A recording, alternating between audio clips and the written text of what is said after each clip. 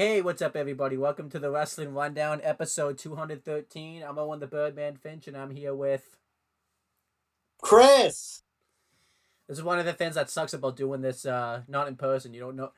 You can't really point to anybody. You just gotta go with it. I can't even see Chris. Yeah, he's just a loading screen on my end. I don't know what he looks like on your end. Yeah, it's a loading screen on my end too. The perfect one. But anyhow, I forgot. I forgot. Let me just. I'll just cue you. I'm here with the man that's put on probably the second most episodes of the Wrestling Rundowns out of anybody, and has pretty much become the co-host starting in 2018. I'm here with Chris! I was gonna say I hope I cued that right because it's not Steve. He hasn't been on. Yeah, leave the fucking suspense. And I'm here with the man that's been through more tables than anybody on this show. The man that said he was gonna put in. The man that said that his neighbor was gonna come get the championship and he never did. The man that flipped into a table. I'm here with. Okay, look, for the record, my neighbor can still show up at any moment to take the belt. How? Oh, and by the way, my name is Brockland Rampage Steve Coakley. And yeah, we got an exciting show for you. This is gonna be the first time ever in history. We have 3 announcements all in one show. That's very big. It's very exciting. That's how you know it's a big show. We do want me to kick it off with one right now? Yeah, go ahead. This is the first announcement. Well, first time ever, we're gonna have t-shirts. We're gonna have our own custom t-shirts for the web show. Yeah, it's gonna be very exciting. Yep, and once those shirts come in and they go on, from that moment forth, we will simply be known as the AWO, the Aftershock World Order. Because when it comes to the Wrestling Rundown, we're taking over. Yeah. So from now on, it's going to be called the Wrestling Rundown, hosted by the AFO. Not the AFO. AWO. AWO. Yeah, the Aftershock Folk Order. I think I screwed that up because I was thinking of the Adrani family office for some reason, so... Yeah, we're just gonna come in with the village folk playing our accordions. Oh yeah, how you do? It'd be great. So yeah, we don't have the shirts right now because Steve is the only one that knew about them. I have seen the design, but are you able to show off the design at all, or do they not have that on your laptop or anything like that? I do have a design of it. Let me see if I can pull it up on my phone and just kind of flash to the camera. Because this is going to be very exciting stuff. We'll try to, just talk. We're also going to do, since we haven't done the show in a while, we're going to do a month in April review. Even though, we haven't done the show longer than that, but we figured, April's the most stuff has happened.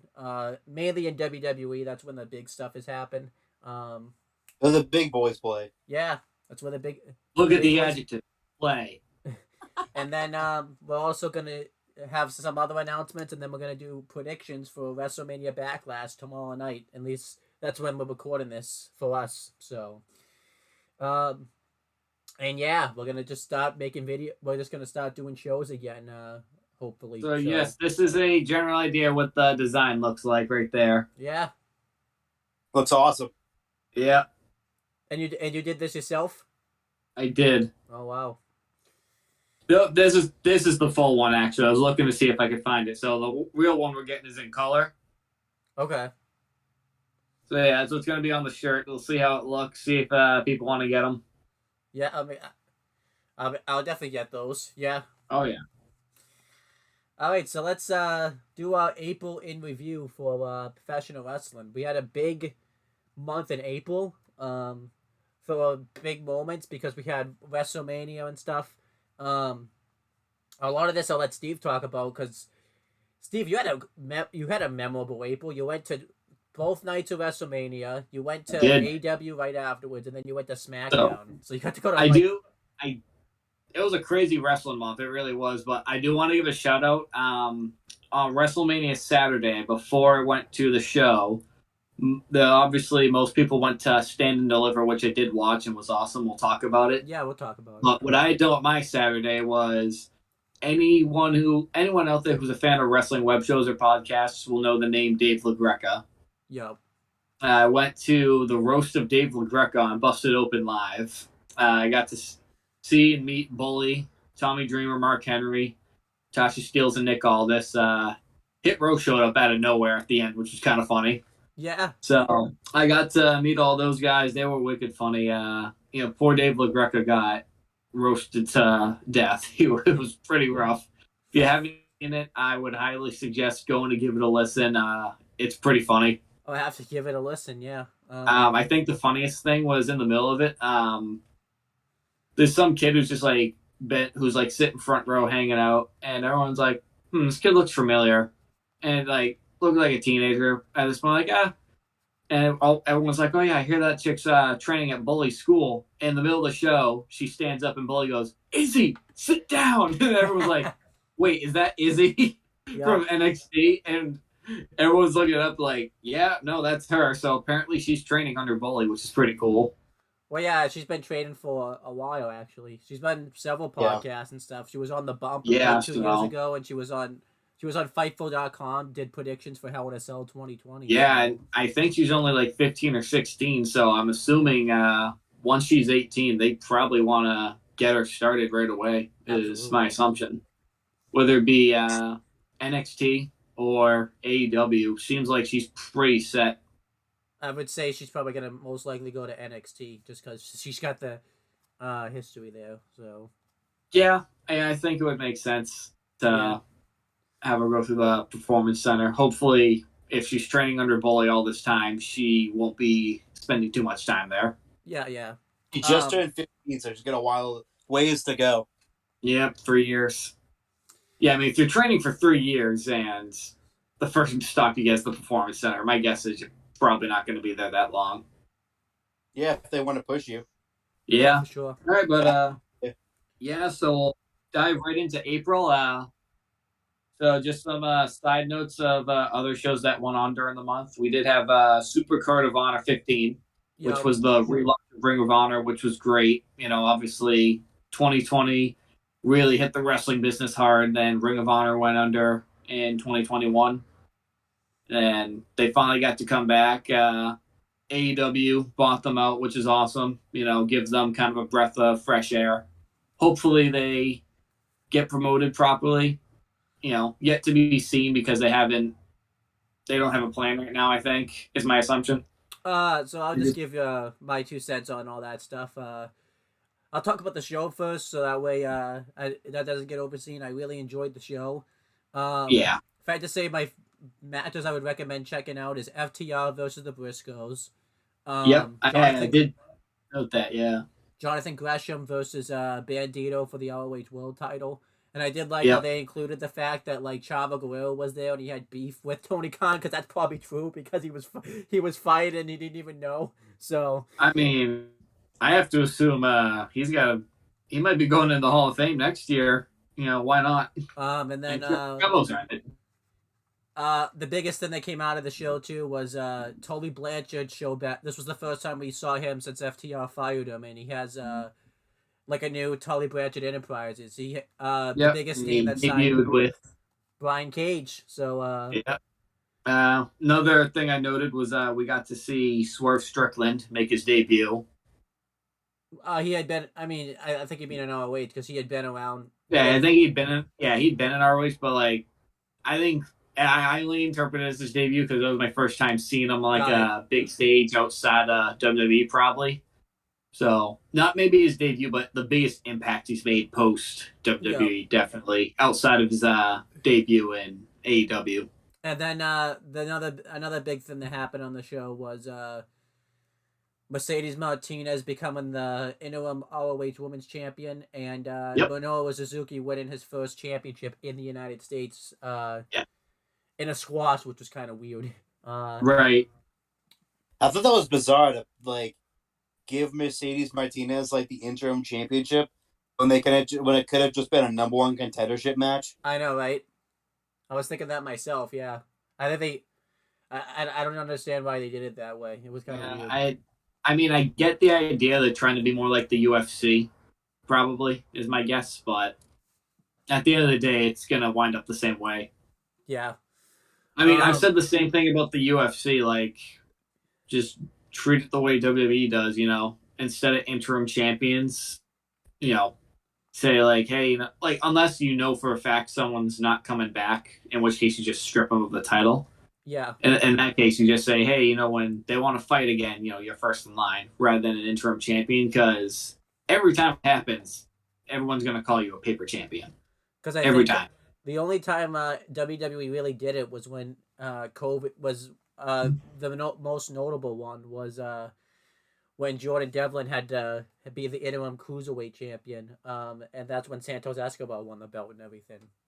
Yes. You could make the argument they did it with the IC title, but it was pretty clear that Sami Zayn was stripped of the title. But Sami Zayn just made it a thing. But I think the only time they really did it was that time. So yeah, but overall, I enjoyed Supercard of Honor. Oh, another big thing that happened at Supercard of Honor. I can't believe I forgot this. Because it ties into both things. Jay Lethal turned heel on that show, and then later in the night, Samoa Joe debuted, and it led to his big feuds. I did kind of like that. The ROH Supercard of Honor show did translate to AEW. For example, yes. The storylines have carried over, like Jay Lethal's heel turn.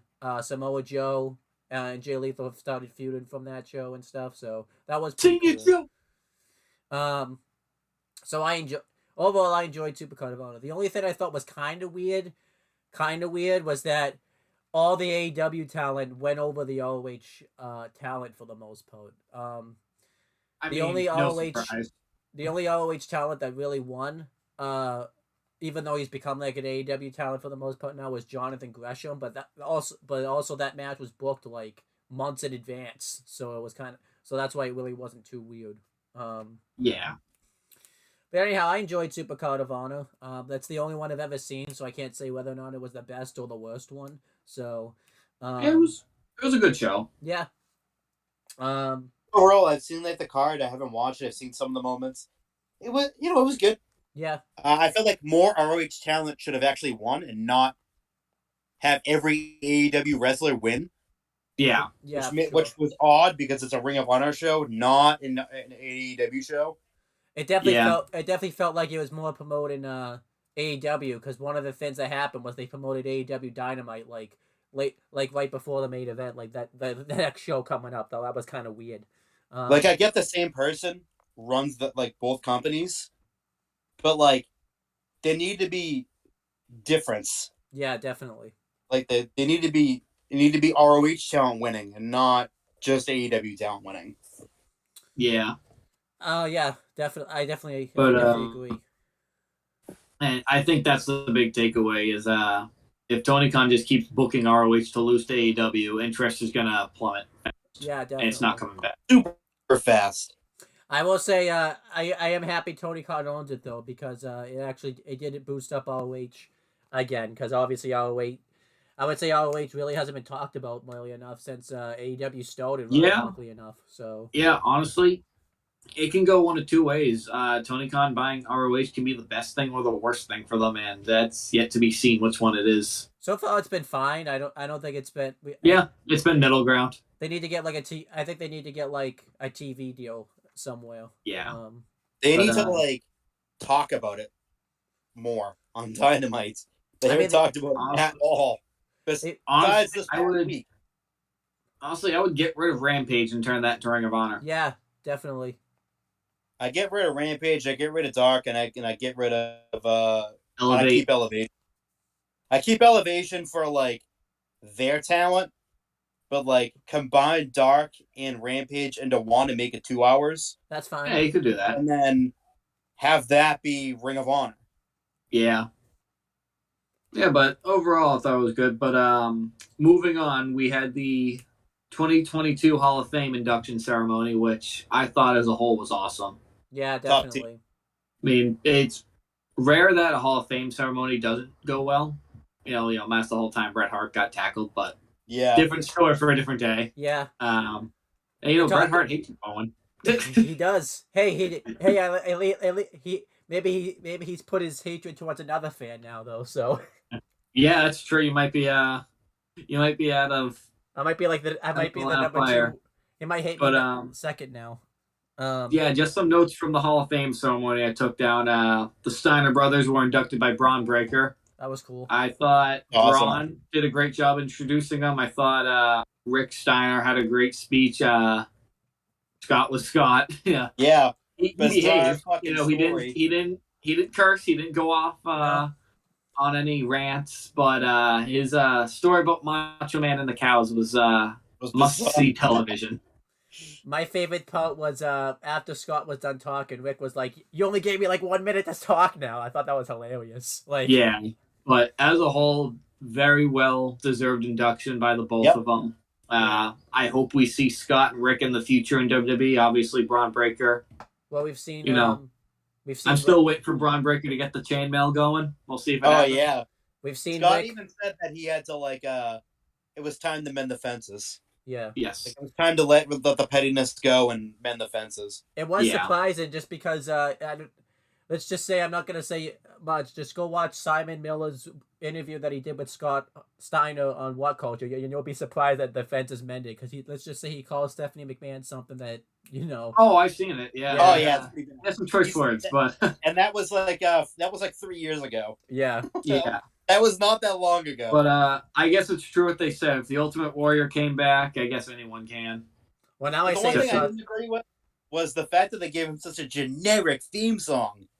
Oh yeah, no. I would have used Scott's theme song. I would have used their '90s WWF theme song. Definitely. Yeah, I was expecting the '90s theme song, but whatever. So moving on, Sharmell got inducted by Booker T.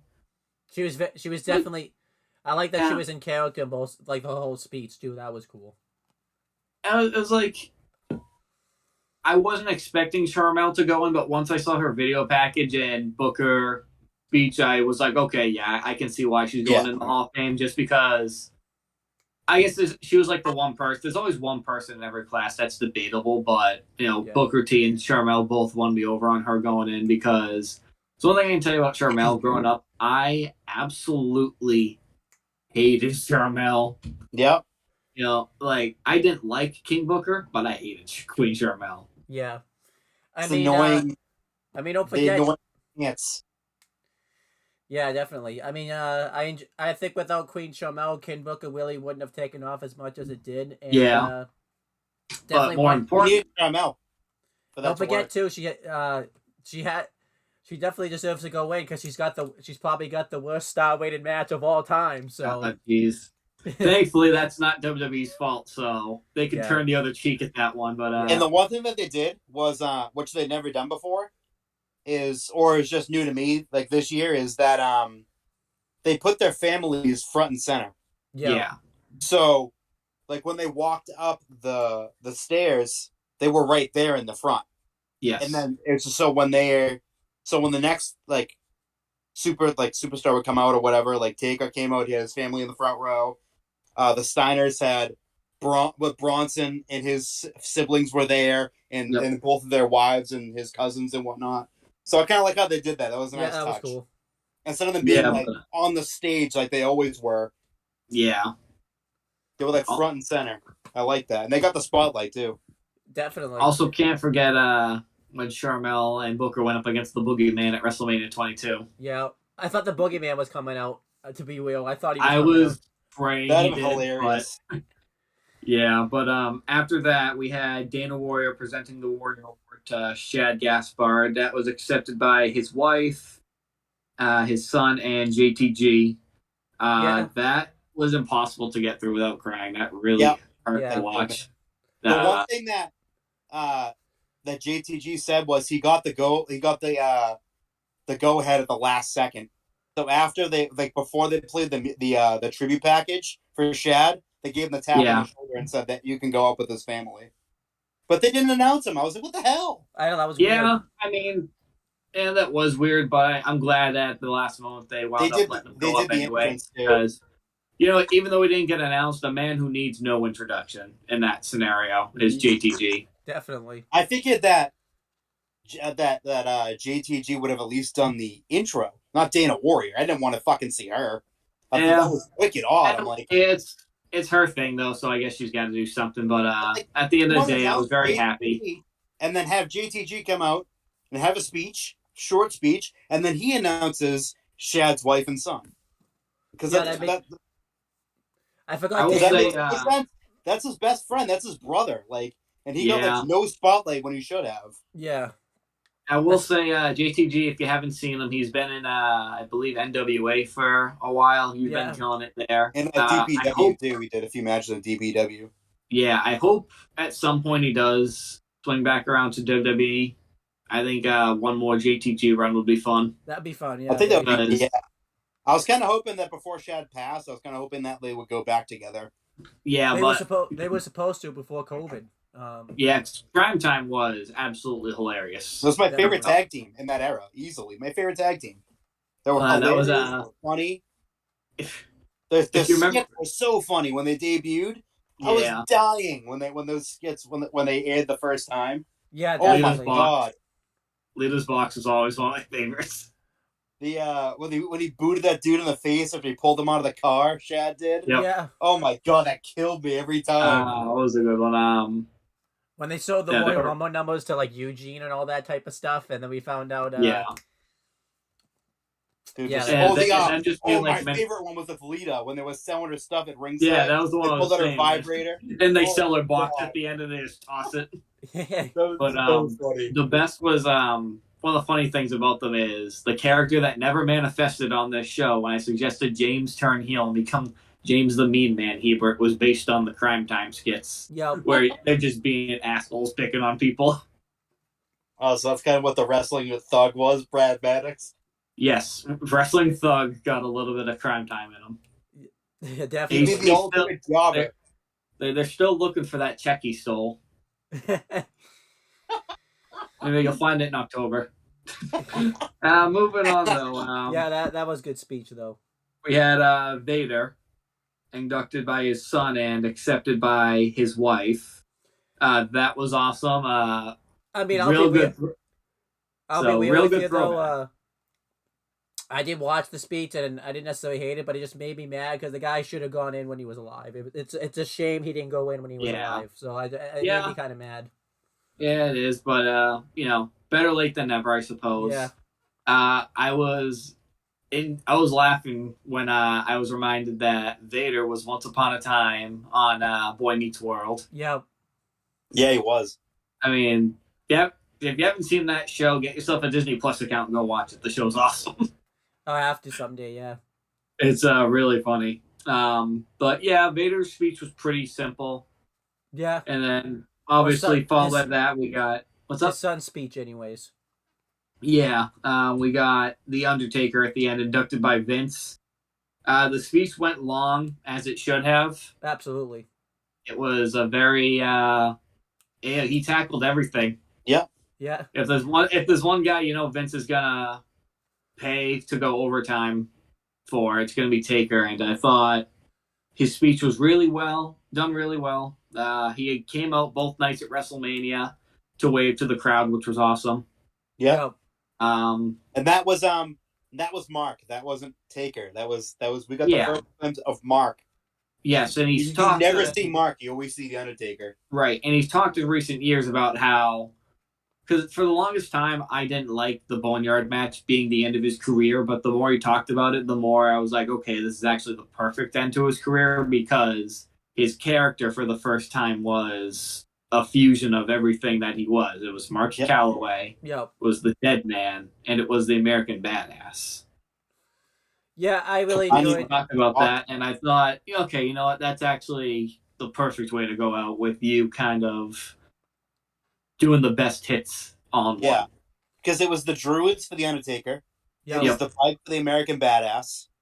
And the reason it was fighting was because he kept dissing Michelle McCool.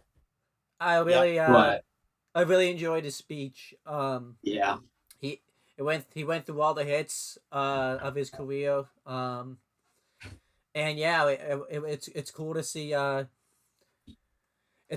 Undertaker finally break the fourth wall. It's gonna be really cool. It's gonna be really cool. Because now he can make money in the wrestling business in a whole nother way, and still. And not even at the end there, he still said, "Never say never." I don't think he's gonna get back in the ring. I think that was I don't a either. reference to the end of the documentary, the Last Ride documentary, because he said the same thing there too. Yeah, I mean, he doesn't have to come back at this No, point. I don't think he should. I think the Boneyard I don't think match. you should. I think that's perfect.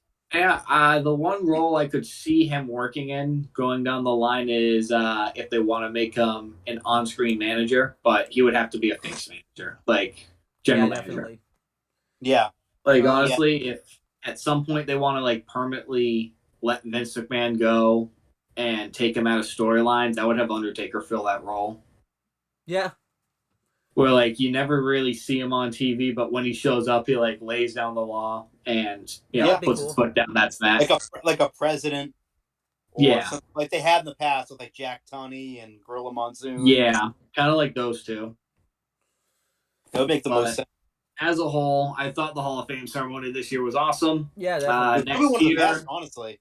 I think there's so like if you do go on the Wikipedia page, Batista's still listed as to be determined. I'd say, given Hollywood next year, I'd say he's definitely headlining next year. I honestly think next year it's going to be a crazy class because my idea is The Rock's also going in I think Triple H will go in and either next Triple year. H. Triple I H. think we're going to see Batista, Triple H, and The Rock all going into the same year. So if that happens, that's going to be an That's absolute insane. Hall of Fame class. Yeah, it should just be them and that's it. Nobody else.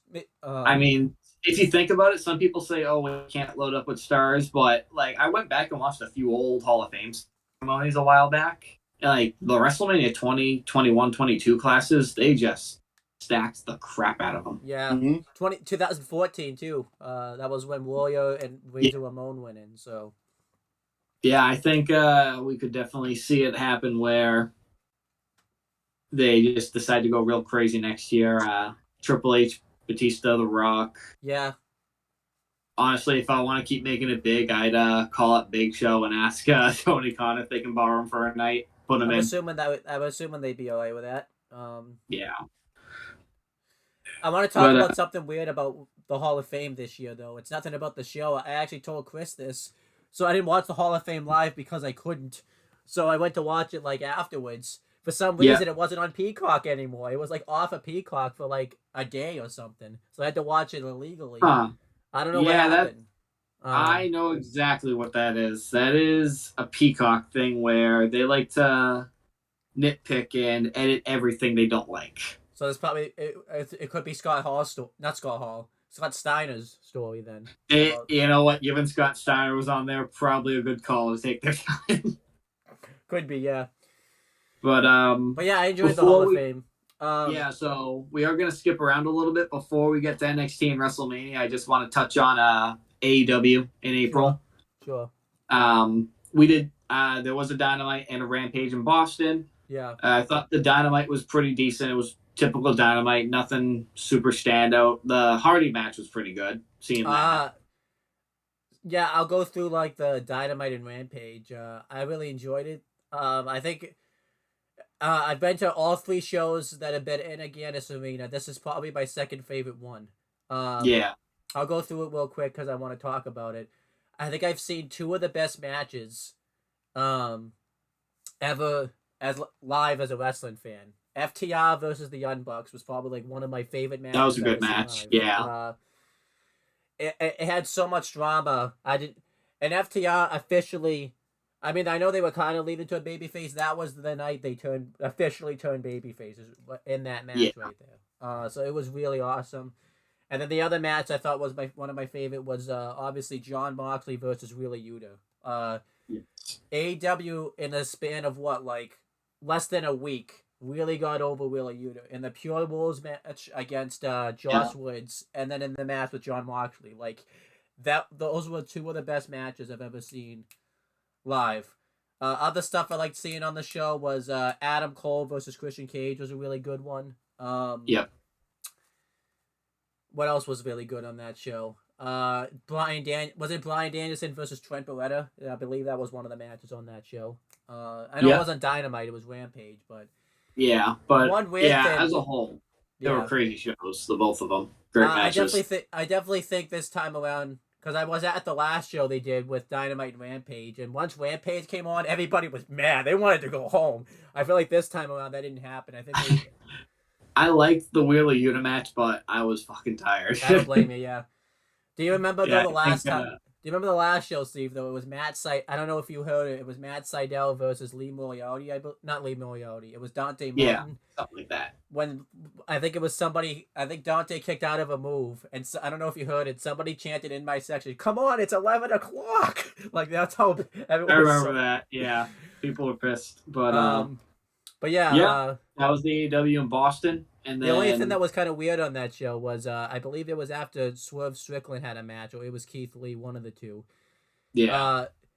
Because it's taped, because it's going to be aired Friday. Ricky Starks like, this past Wednesday I took it. It was just weird because it was like the same night. Like, I can't. Yeah, because they have to say that they tape it for Friday. Yeah. I can't tell if Swerve loves me or hates me because I brought a sign from Back to the Future 2 with "Hey Strickland." Yeah. The guys are pulling up on Principal Strickland's house trying to kill him. The only thing I really didn't like on those shows was obviously the Sammy Guevara picture-in-picture segment. That does not go well live. Nope. If they're live. And if you didn't know he was turning heel then, you did later on in the month. I just wanted to bounce around to a little bit. We had the Battle of the Belts where Sammy won the TNT Championship from Scorpio Sky and then lost it back to Scorpio Sky because I think AEW realized the Men of the Year and Dan Lambert were getting over his faces. More so, yes, because they are really entertaining. Yeah. Like, I'm not going to take away from them, but more so because Ty Conti and Sammy Guevara have been, well, yeah, she's interesting. a homewrecker. I'm not Yeah. gonna mince words. Yeah, she's slut.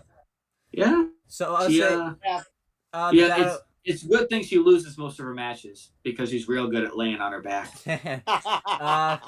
I'll say this about all that situation is, at least AEW came around and finally turned them heel. It felt like for a while they weren't gonna turn heel. I don't even understand to begin with why they even thought it was I have a feeling it was Sammy Guevara's idea to even put the relationship on TV and not think it was gonna get backlash.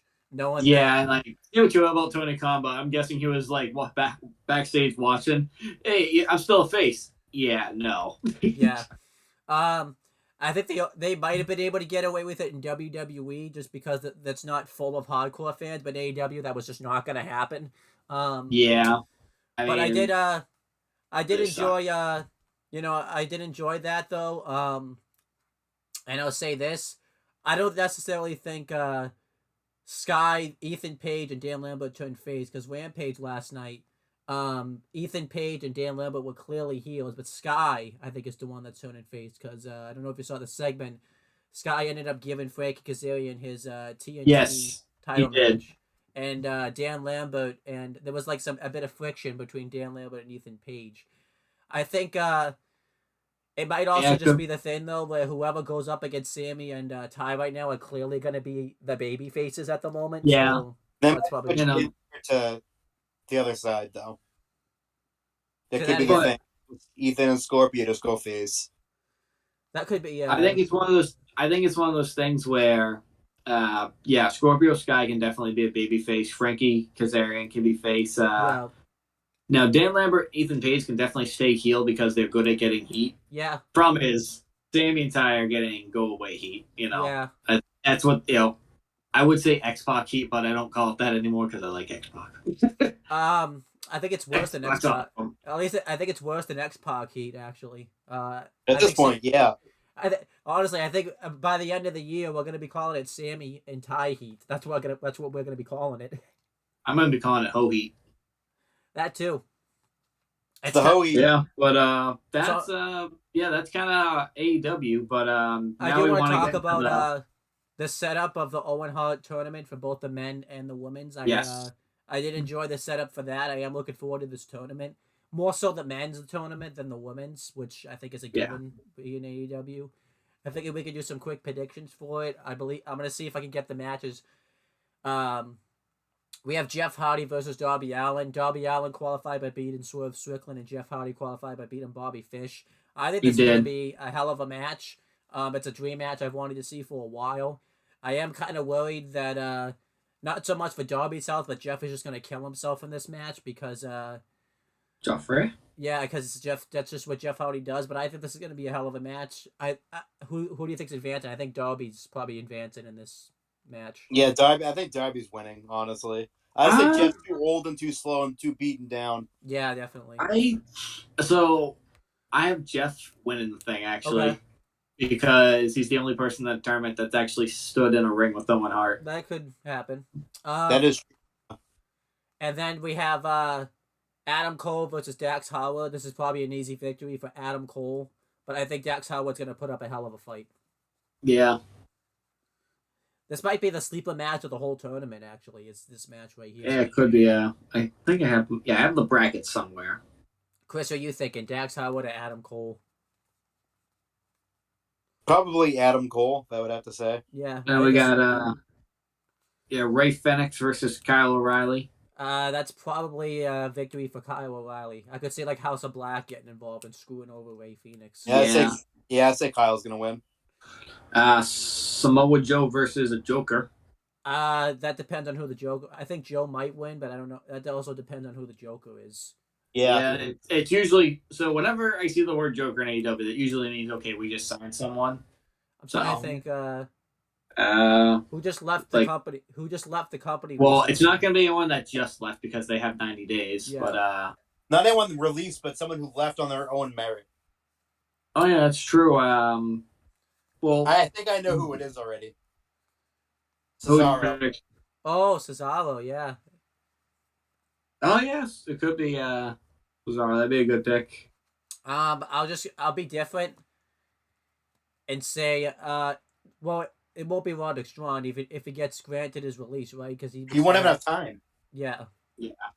It's I think it's 90 now for them. It's 90, yeah, but it's not 30. I don't think it's 30 anymore. 90.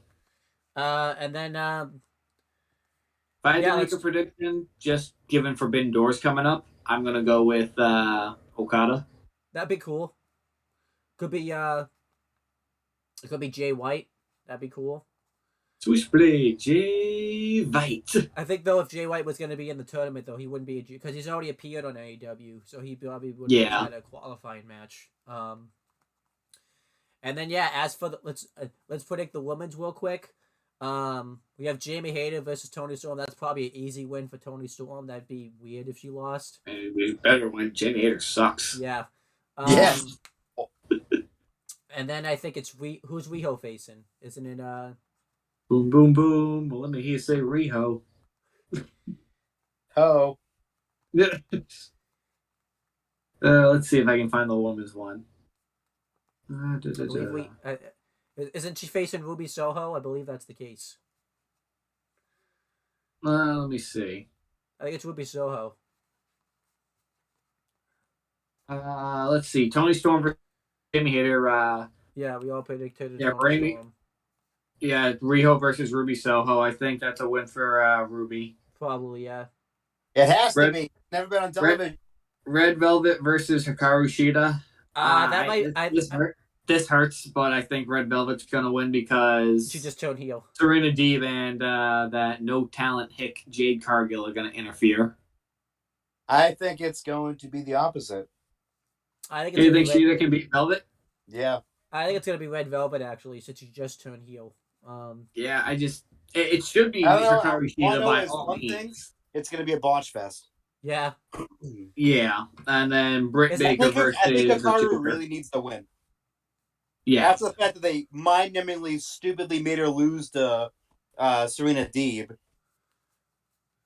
I think it's going the other way. I think Red Velvet. It's funny because I always do this when I'm sitting with people like watching a Serena Deeb match. I go, "Hey, she was bald once." Yeah.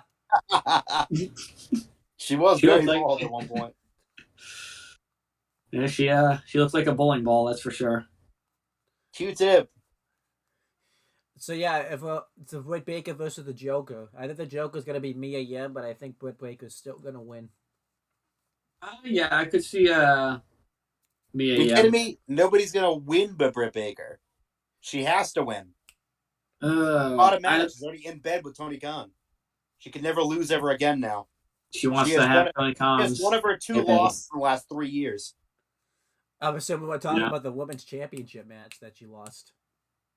Yeah, well, it'll be interesting, but that's AEW for you. Yeah, but, I think that's about the least talented woman on that roster. It was the champion for the longest. Meanwhile, the most talented woman on the roster, Thunder Rosa, can't even get fucking TV time and cuts terrible promos. Yep. When given the chance to. Yeah. How about have her fucking wrestle? That's a novelty idea.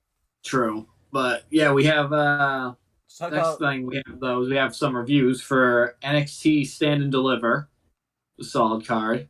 That was really good. That was a very good. I liked it a lot. Opened up with Raquel and Dakota defeating Toxic Attraction for the NXT Tag Championships. That was a pretty good match. It was a good match, and it went nowhere because they lost it right back to Toxic Attraction. That was stupid. Yeah, that Dakota Kai left. And that's probably why they lost it back, because they found out Dakota wanted to leave. Well, also, too, because Raquel got called up to the main roster, too. Yeah, I mean, who knows? It could have been a mix of Dakota left, and then they figured, let's just put her up to the main roster now. Yeah, especially since Raquel, because Raquel couldn't do anything else in NXT. Yeah, and yeah, so it is what it is, I guess. Cameron Grimes defeated Carmelo Hayes with Trick Williams, Santos Escobar with Phantasma, Solo Sikoa, and Grayson Waller in a 5-way ladder match, which was awesome. That was an awesome match. I think that whole crowd was pulling for Grimes to win, and he pulled it off, which was awesome. I really enjoyed that match. To the moon. Might have been one of my favorite matches on the show, and I can't believe Cameron Grimes works as a babyface. I never would have pictured that 2 years ago. Yeah. So I enjoyed it a lot, and yeah, I think they went with the right person here, so I have no complaints. Same. Yeah, Cameron Grimes should have won. That was the right call. Yeah. After that, we had Tony D'Angelo defeating Tommaso Ciampa by pinfall. Kind of saw coming, Ciampa was on his way out. He needed to give somebody the rub, so I guess it makes sense. Yeah, I talked with Chris about this, and I think they should have had Tony D in the ladder match and had Grayson Waller here, because it would have made more sense since Grayson Waller took out Johnny Gargano, so there was more of a reason. It would have made way more sense for Grayson Waller to take out Ciampa, because they would be more of a natural storyline. So a side note about Gargano, Candice LeRae just got her release from WWE. Yep. She could. And next match we had was MSK defeated Imperium and the Creed brothers for the NXT Tag Championships, and that got undone pretty quickly. Yeah. The match itself was very good. And this is when Imperium came out to their new theme music, which is fine, but if you listen to Walter's, I'm saying the old one, it's just I'm about to say the song is bad, but compared to the old one, it's pretty crappy. Yeah. But I really enjoyed this match. I thought they went with the right team at the time, because MSK were kind of like the wild cards in the match, so it made sense to go with MSK. But considering the fact that it got undone, it really sucks. I think Nash Carter got screwed. I mean, I don't want to say too much about it, because we won't go into it, but yeah, Nash Carter did get screwed over big time. Chris, he got fucked over. Any thoughts on any of this stuff? The Tony D match, or the tag title match? I agree with what you said, Owen, and the fact that it should have been Grayson Waller. I think we're on the same page on that one. Yep. I feel like Nash Carter got fucked over big time. Definitely. We won't go into detail, like you guys said. We're not going to go into detail about it. But fuck Kimberly. Yeah. But it's just everything. It's just a whole clusterfuck. Yeah, it is, sadly. I think once it dies down, I think they get this figured out and realize that she was the one that started all of it, he'll be back. Yep. I hope so. Yeah. After that, we had Mandy Rose defeating Cora Jade, Kaylee Ray, and Io Shirai in a 4-way for the NXT Women's title. I thought this was a really good match. Yeah, it was a really good 4-way. Yeah. What you saying? I didn't hate Mandy Rose retaining just because I think she's gonna lose the belt. She should lose it in a one-on-one match. Yeah. But I felt like that should have been 1-on-1 with Cora Jade. I Yeah, don't It think it should definitely. have been. They definitely go building forward. her up. I did Right like now, I did like that they changed up the Dusty tag where they had the two people that want to go for the singles title. It was kind of weird, yeah, but I didn't necessarily hate it because it wasn't like a rule or anything. yeah, Um, yeah. Kaylee It was a Ray's good match overall. Kaylee Ray's last match too as Kaylee Ray. So And she's now Alba Fire. don't hate the name. I actually don't hate the name change to be No, honest. it's a good name.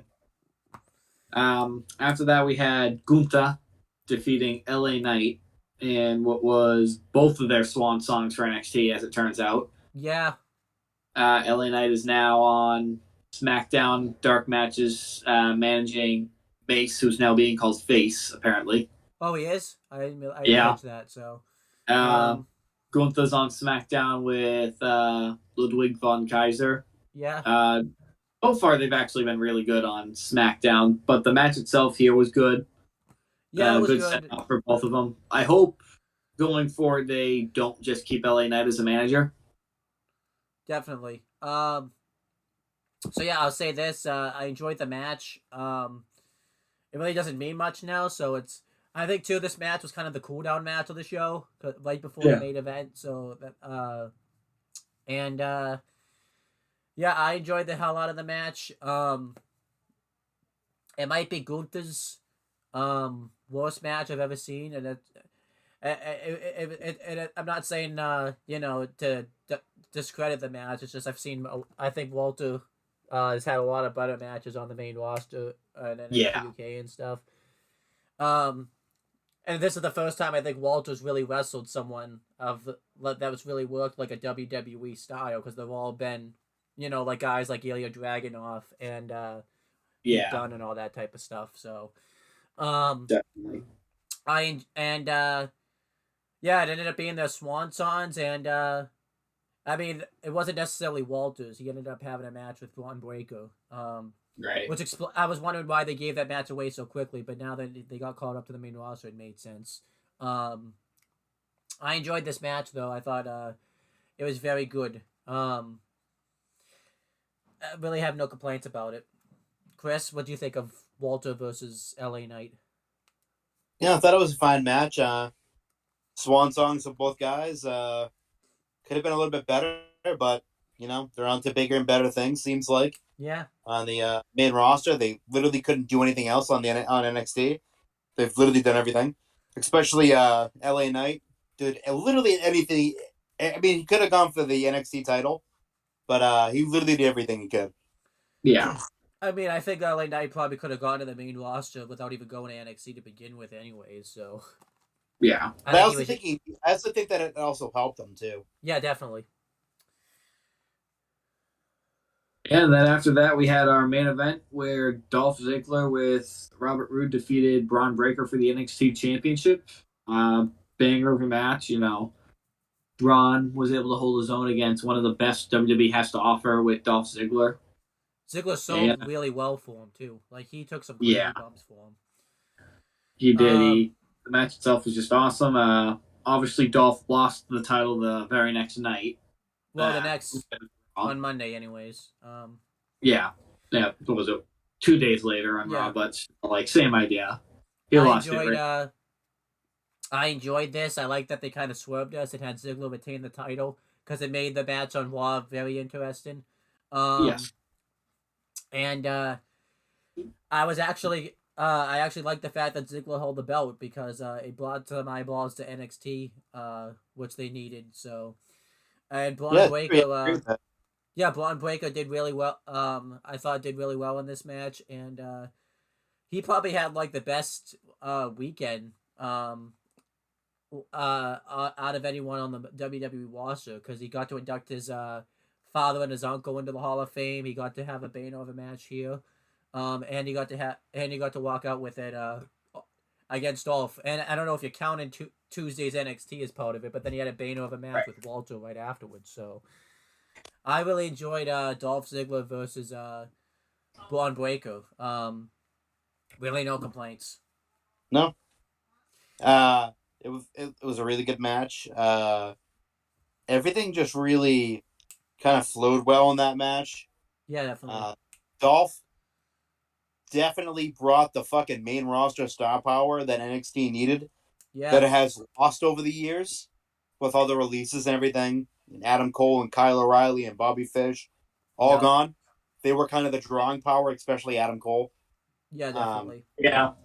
so to have Dolph and Bobby go down there was sort of like to give it that boost that they needed. Yeah, definitely.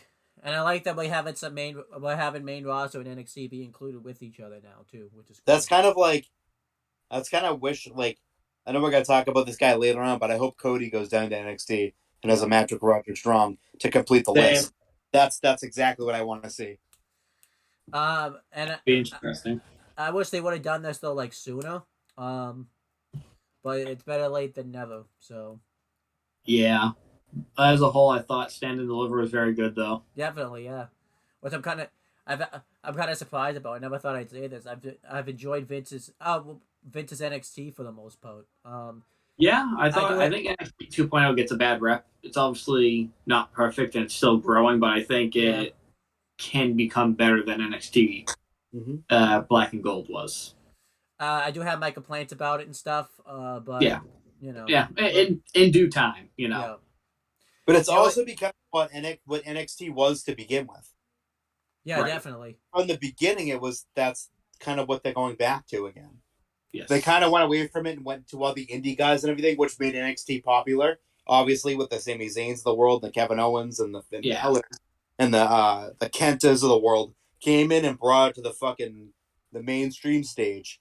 Yeah. But now it's like they're going back to where it was originally, where it was Definitely. developmental territory, and they're not treating it as like a third brand anymore. Yeah, definitely. Yeah, because I think for a while with those guys, the problem WWE was getting into was it didn't matter who you were or how good you were, no matter where you were getting signed from, unless your name was AJ Styles, you went to NXT. Yeah, Mm-hmm.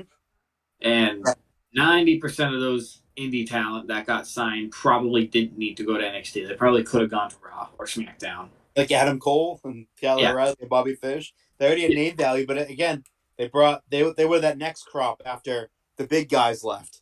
The yeah, Finn Yep. Balor, the Joes, all those guys that I mentioned were all gone. So they came in and they really took it. And Drew McIntyre had his little run in NXT, which was yeah, fantastic. But Yeah. Definitely Adam hoping. Cole kind of bridged that, and he became the face of NXT. Yeah, see, I'm Where you hoping. could argue that the elite, the undisputed elite, the UE, the undisputed era, could have been immediately brought up to the main roster, signed and went to Raw or SmackDown as a group. But instead, they went down to NXT and helped NXT flourish. Yeah. and you can make the argument they were there too long because they were the big draws when they were going up against AEW on Wednesday night. So if they had lost them, they would have lost. They probably would have lost to AEW sooner. Like, but not. Oh, way sooner. Yeah, But they Yeah. had that edge too because people would wanted to see Adam Cole and yep. the undisputed elite there down in NXT. Johnny Gargano, Tommaso Ciampa, everybody. It was really good around that time Yeah, period. Yeah, I Yeah. like it now. NXT right now 2.0. I've been watching it since the beginning. I've really liked it. yeah, I definitely. mean, it has its Same. pitfalls. It has its peaks and valleys at being not good and then being really good and then being very, very bad. But Yeah, at the same time, they're working to the kinks because a lot of these people either were just signed off the streets and weren't a wrestler to begin with. They were a fitness competitor. They're back to where it was what the WWE was years and years ago, where it was either like fitness competitor or an athlete, not a amateur wrestler or anything like that. If you're an athlete in any sport or whatever, they're going back to those days again. yep. So it's taking a lot of them are terrible, but they got to work through it. Yeah, yeah, because some of them could become great later on. And I think the thing no one really talks about is the good thing about Vince taking over NXT is because he has experience working with them. When they go to the main roster, they'll have a better shot now. Yeah, because the elite but if you're not Drew McIntyre, of course, you're not going to be pushed to the moon like Yeah, Drew was.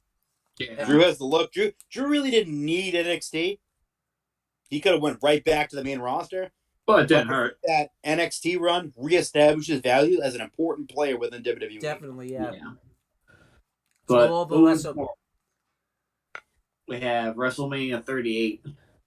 This might be like one. This might be one of the best WrestleManias like in a while. Like 36 might be a better show, but the fact that it has no crowd really hurts it. And it was like right when the pandemic hit. And 37 was okay. It was good. Yeah. It was good. It was a good show, but I think this felt like a WrestleMania. Yeah, for which sure. we haven't had that since 35. You can make the argument. Yeah. So yeah, this opened up. Trying to think. Night one. I think it wasn't it. It was Nakamura and Rick Boogs versus the Usos. Yeah. Oh yeah, I know it was. Trying to think. If it was anything before that. I think they pretty much just did the opening like as usual. Promo package. Yeah, there was no there was no kickoff matches this year, which I they did do something on night two, which we'll get to. But yeah, the Usos defeated Shinsuke and Rick Boogs. Obviously, it sucks because WrestleMania started out on a downer because Rick Boogs broke his leg. Yeah. Yep. Yeah. I think he and although I don't or something like that. Yeah, squad. Yeah, I don't think I don't think it was intentional, but if you watch it back, the Usos kind of sandbag him a little bit when he's trying to pick him up. Yeah. They sandbag him to one side, and that's what caused his he just cut his leg went that way, his knee went that way. I enjoyed the match though. Other than that, for the most part, torn quad and torn patella tendon. Yeah, so he is not coming back this year. That's like he's out for like 6 to 9 months. I think they said it's basically the same recovery time as an ACL. I think. Yep. Because this is so severe. I enjoyed the match for the most part, though. I thought, obviously, the Usos were going to. I thought they were supposed to win. I think that was the plan. Yeah, it felt like it, but obviously they had to call an audible. As soon as that injury happened, that's real. Yeah. Everyone in the you don't start grabbing yourself like that if it's not real. Definitely. Everybody. So, fun fact: they don't throw up the X anymore if it's a real injury. Yeah. Yeah. Because everyone knows it. I feel it looks like they incorporate that into stories now. What I can tell, the actual sign for help is just, hey, shitheads, come help. Yeah. That's pretty much it. But I enjoyed... Because everyone knows that the X's and they don't want to seem like it's... They don't want to make it seem like it's a real injury. They want to make it seem like it's part of the show. Probably part of the story. If it looks like nothing's going on, that's when it's probably real, is what it looks like. Yeah. But after the match and everything too, he was still down. Yeah. They usually try to get them out of there as fast as possible. So that kind of played on the fact that it could have been a story, but it definitely wasn't. The way that he went down and grabbed his fucking patella and his knee, that was 100% real. Yeah, other than that though, I enjoyed the match for the most part. It was pretty good. That injury kind of ruined the match a bit, but other than that, it did. I think there was supposed to be a title change, but they switched their mind. They changed it last second. Yeah, it's like you're not getting because of how over and Nakamura were. I think they were going to do that then. I think they probably wanted to have that in mind. Like this could have happened to Roman Reigns the next night too, so they wanted to set that tone. And overall, though, it was a good match until it happened. It's nobody's fault that happened. Shit happens. It's wrestling. Yeah. It's not ballet, as they used to say. Yeah. So shit happens. Injury happens. He's going to be back, probably better than ever. Yeah. I'm excited for when he does come back. It's going to be a long time from now, but I hope he's still over and whatnot. Yeah, definitely. Yeah. He was entertaining. He's entertaining as fuck.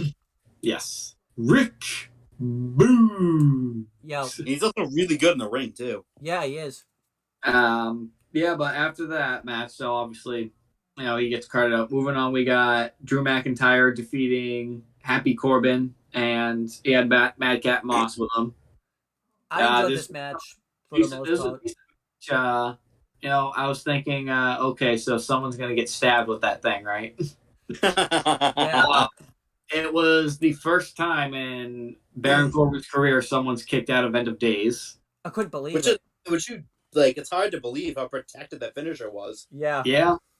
I really enjoyed that was Baron Corbin's thing. He had said he would rather not win a title than have someone kick out of that finisher. I enjoyed Mhm. But that. I guess if you're gonna have someone kick out of it, Drew's the best one Drew to do it. has to be it. He has to be Yeah, it. I And enjoyed it's this like I would match. definitely say going forward, no one should kick out of it still. Oh yeah, keep it. Go back to being protected again. Yeah. I enjoyed this match for the most part. Definitely Drew kicking out of the end of days was a knockout moment.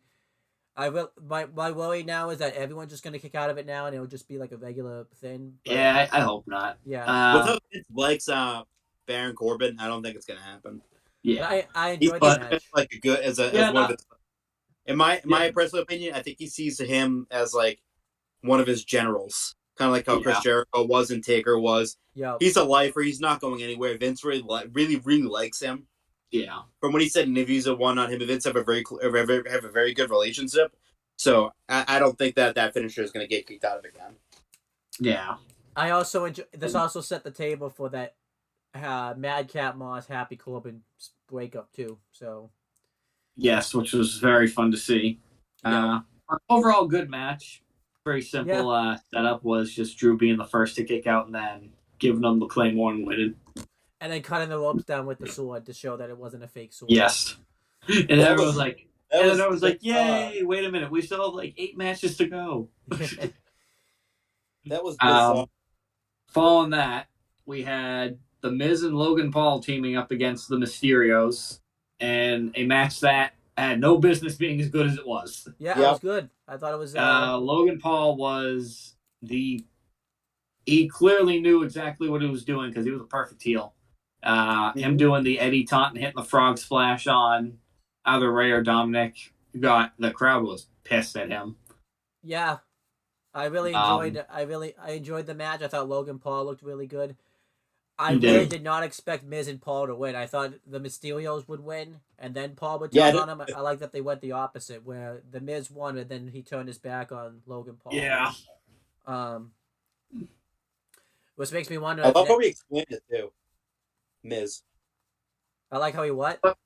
I love how he explained why he turned on Logan Paul. Yeah, it was So it good. wasn't just like a whoop, we did this thing. He didn't explain it that. He explained it before, I think, when he interviewed Cody Yeah. on Miz TV. Like that was I like that explanation But because I it was enjoyed. so random. Yeah, It came like out of nowhere. but I enjoyed the And match. I hope. They Yeah. also promised Logan that he was going to be a face the next time he came back. So I'm wondering. I hope Logan comes back. He did really well. Yeah, he did. Out of all the celebrity appearances, like Stephen Amell, Pat McAfee. Pat McAfee, and Logan Paul, those three, really good. I would say. Yes. Even though it really wasn't much of a match, I would say someone that Johnny Knoxville did really good too. Knoxville too, yeah, that was fantastic. He was great. Dennis Rodman. Yep. Yes. Dennis Rodman. Shaq. I know he was AEW, but Shaq. So moving on from that match, though, overall really good match. The crowd was very hot for this next match, which was the Raw Women's Championship. Bianca Belair defeating Becky Lynch finally. Yeah. I think this is the point where I saw a report either before the Miz and Logan Paul match. I saw that the Seth Rollins versus surprise opponent was coming on after this. So I was like, please just get to this match. I want that other match so bad. Yeah. That is next. I did enjoy this match though. I thought they told a really good story, and obviously we had the right result. But I thought these two had really good chemistry. I mean, they've wrestled each other a lot, and I love how I love how they did a callback to the SummerSlam match where they tried to do the whole thing again, where Becky tried to get the win again really quickly, but this time Bianca kicked out. So I really enjoyed this match. Yeah. Bianca took a beating too. I'm not sure if you saw. She was posting pictures the morning after. I think Becky and her must have agreed to stiff each other because Bianca took some shiners. She had the black eye. They pummeled each other. She had the black eye for like 2 weeks. It's probably in agreements where it's like, okay, you want to whip me with your hair? I'm punching you in the fucking face. Yeah. It's probably fair enough. I mean, if someone's hitting you with their hair, I'm probably gonna be pretty pissed too. I mean, in a feud like that too, I think it needs like more juice to it. Like it needs to look real. Especially since this wasn't no DQ or anything, so they kind of had to do something like that. Yeah. Also, too, Bianca had the black eye for like the next 2 weeks. I think too. Like I think this was the first week she didn't. Oh yeah, have she it. had a shiner. Yeah, for like 2 weeks. Yep. And So I then enjoyed that. but overall I thought it was a really good match. Very happy that Bianca's the Raw Women's Champion again. Yep. I love it so much. All Me those too. And I'm not sure if baby you, little bitches who were like, "Oh, Bianca's buried." I'm like, it's called long-term booking, you fucking idiots. If you don't Yeah. know Yep. that by now, I knew for a fact after she lost at SummerSlam in such a short period of time, there was gonna be a redemption arc for her. I was like, okay, so she's gonna win the next big one then. And then when she won when she won the Royal Rumble, I'm like, okay, so now she's gonna win at WrestleMania then. So they can all shut the fuck up now because she's Raw Women's Champion again. Yep. it looked like In less than a year. I was gonna say it looked like for a bit they were gonna do an angle with Becky Lynch where she was gonna buy a replica title and walk around with it because she was posting pictures the next day, but they haven't done that on Raw yet. I hope they do. I think that would be absolutely hilarious. Yeah. To do is honestly have her buy like the wrong title and have her be convinced it's the Raw Women's title. Oh my god! Or like don't buy the nice one. Buy like the $10 plastic ones from the concession stand of the Raw Women's Champion. Oh my god, that'd have been so funny if she just carried that around. It was like so tiny she can't get it around her waist. She's walking out cheering. You look, she has like duct tape to hold the thing together. Yeah, that'd be funny. But after that, we had a duct tape championship belt. Yes. After that, we had Cody Rhodes in defeating Seth Rollins in his return match. He was the mystery opponent. So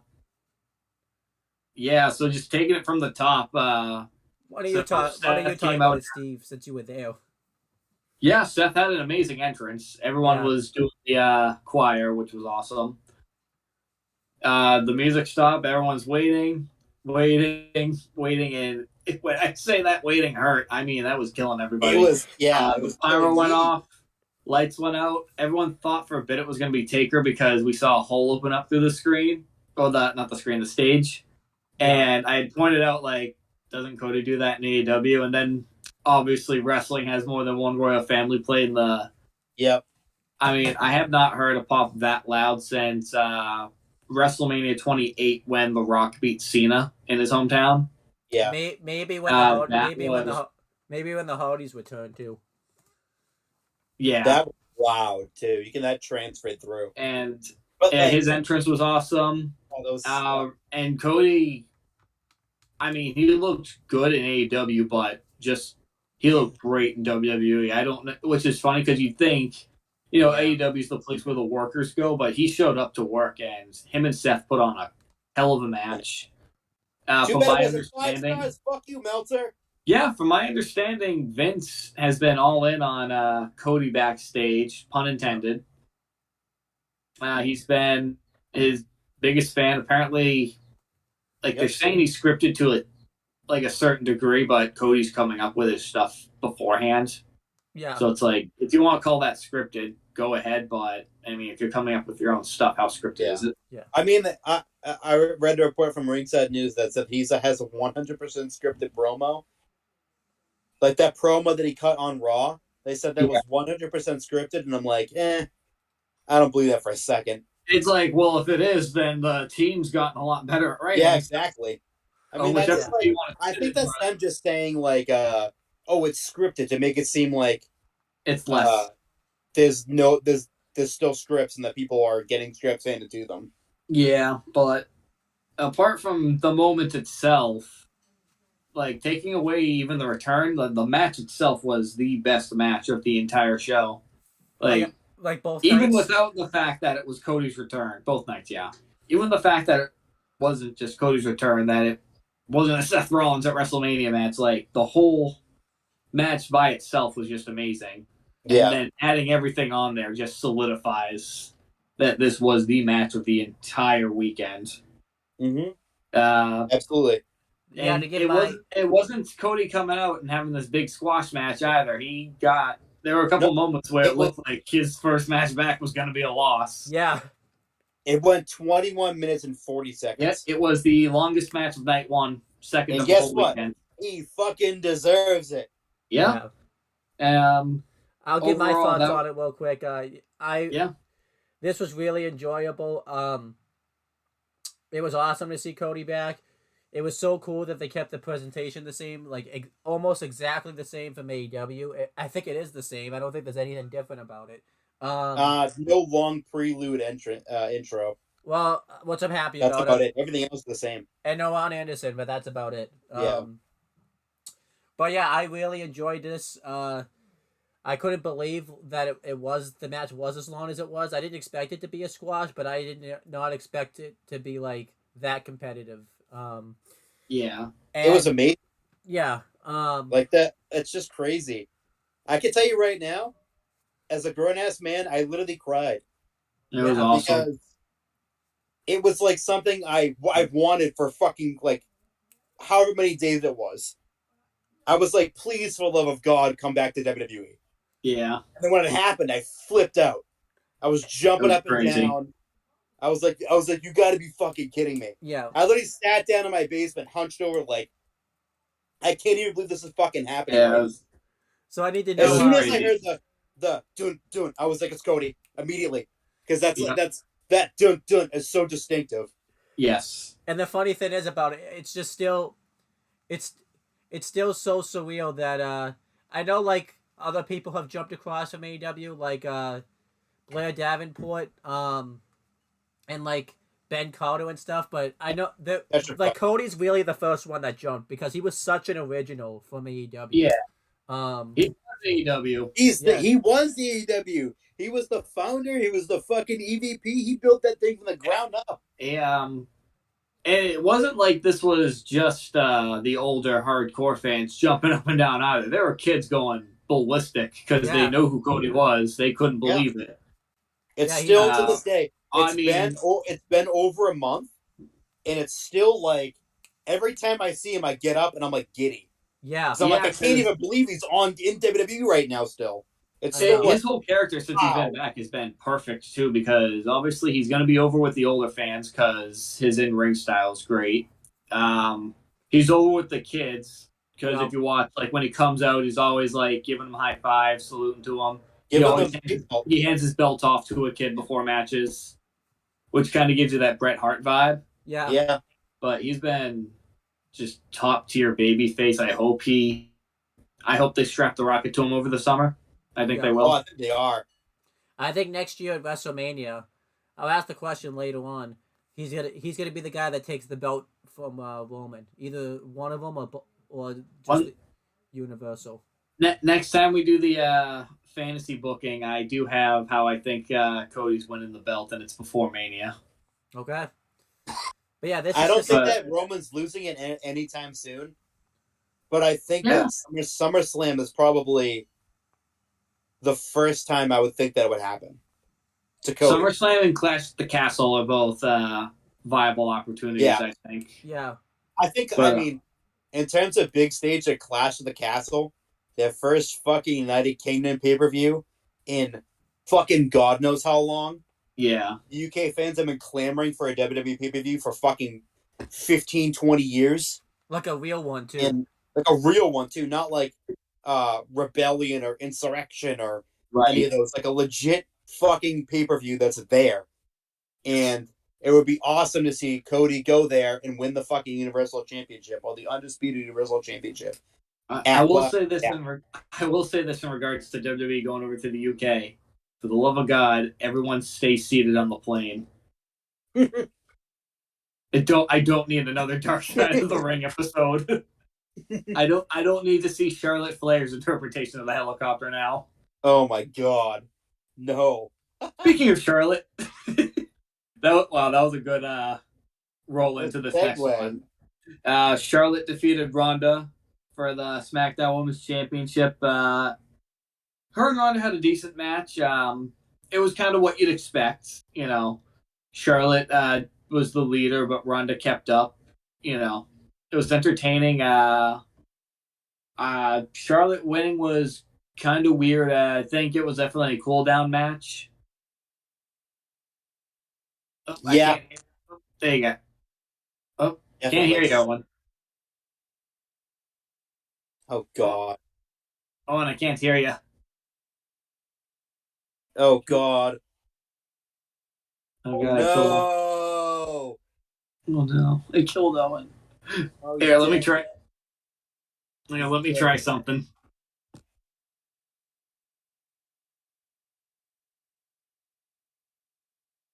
Well, not everything, but just everything for the. Can't fix our personalities. It's never gonna be fixed. Yeah.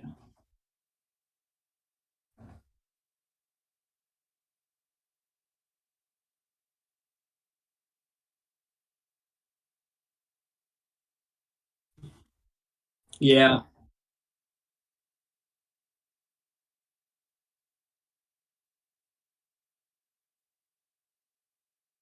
Yeah.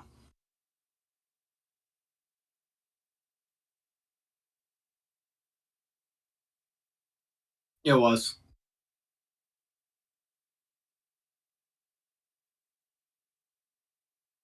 Yes.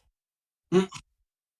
No, it's a typical fucking match for Charlotte Flair. It's always the fucking same thing. It's always Charlotte Flair wins. LOL. That's how it goes. Charlotte's everything people think Roman Reigns is. Yes, exactly. Except for she's worse. Yes. She also beat up Bram, And and now she's beating up poor Andrade. we can tell if they're together or not. So they I keep guess they breaking up still every are. month. Yeah, but yeah, I mean, I guess we'll just move on from that match. There's just not much to say about it. Charlotte wins, LOL.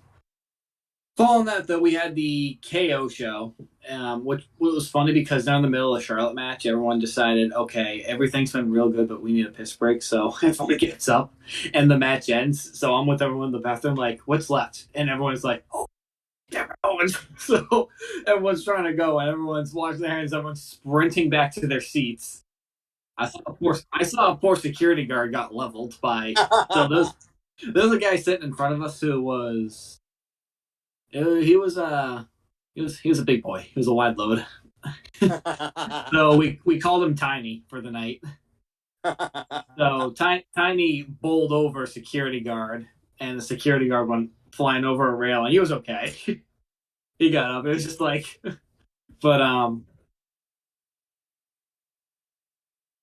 yeah. But we get to the KO show. Kevin Owens comes out. Crowd booed him like crazy. As it should Yeah, have. the only worse reaction than Kevin Owens' heat that night was for some reason when they showed the Cowboys on screen. Really? Yeah, I did not know that. It's fun fact. More people there said they were fans of the Patriots when I wore my Patriots shirt than they are of the That's Cowboys. hilarious. They've given up hope. They're like, we have a nice stadium. That's about it.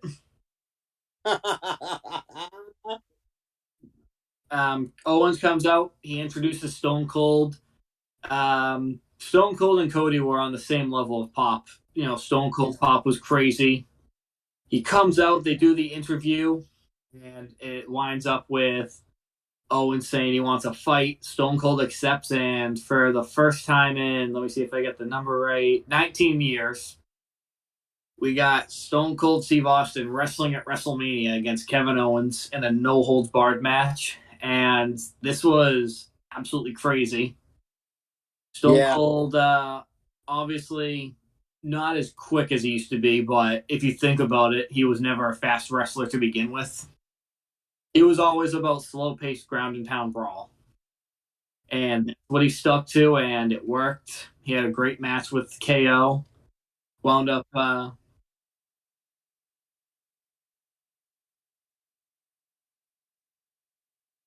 yeah, yep. But in the end, Stone Cold hit the stunner and got the pin. It was an awesome match. Good way to send the crowd home happy for the first night of WrestleMania.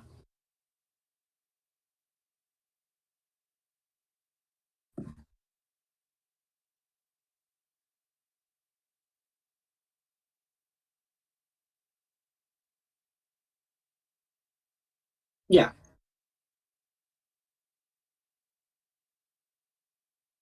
Yes. Yeah, definitely. But overall,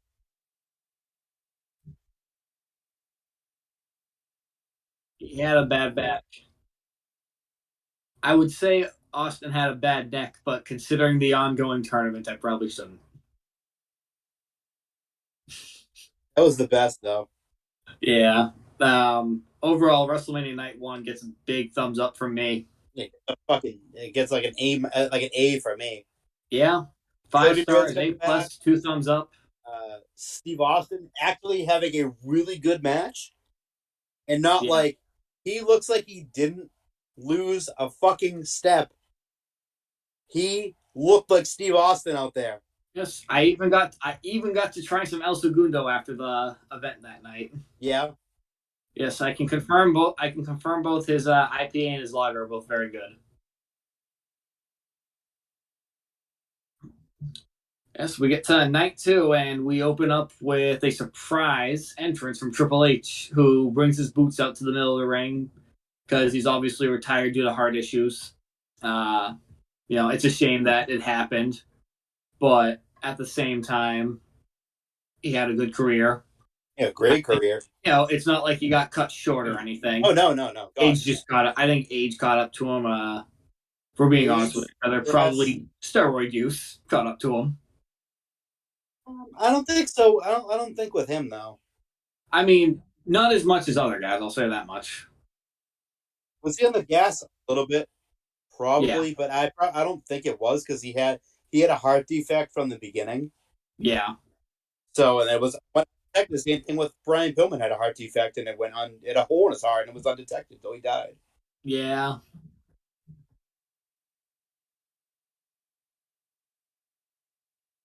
Oh fuck yeah, yeah! yeah. But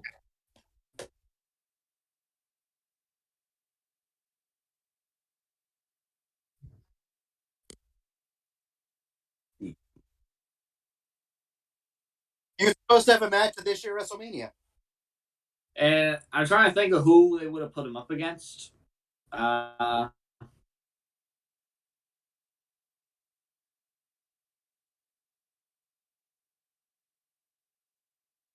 maybe I'm looking. Maybe just looking through the card to see if there's anyone Maybe kind of got shoehorned into.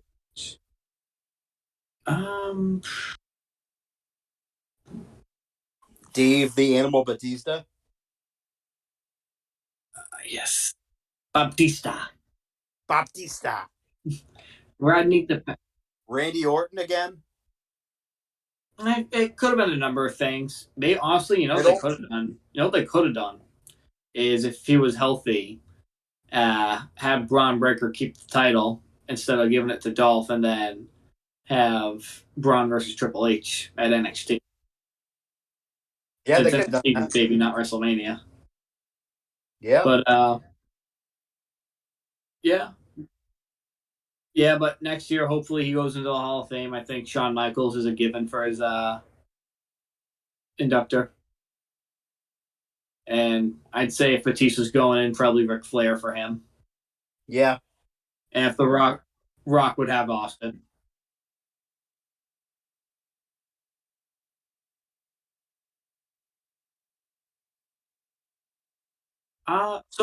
Well, actually, here's the thing: is if I remember correctly, now that I'm thinking about it, Batista in an interview said he wanted Finley to induct him. I mean, if WWE approves it, I'm sure Finley would love to do that. Yeah, Stone Cold. Um, I would think so. Yeah, yeah, but obviously, moving on to night two. After Triple H's entrance, we get RK Bro defeating the Street Profits and Alpha Academy in a triple threat for the Raw Tag Team Championships. This was a crazy opener. Um, we had RK Bro put it on a hell of a performance. The Street Profits did as well. The Alpha Academy did. This was just six dudes putting on the best they could. Uh, it's funny. It's funny because I called the ending of the match, but I called it the wrong way. When I saw, I think it was Gable was perched up in the corner. I was like, "Here comes the RKO," and I was right. but it was Riddle that did it. He did, and it was a hell of an ending. RK Bro retained, and then after the match, we obviously got Gable Steveson coming in and suplexing the holy hell out of Chad Gable.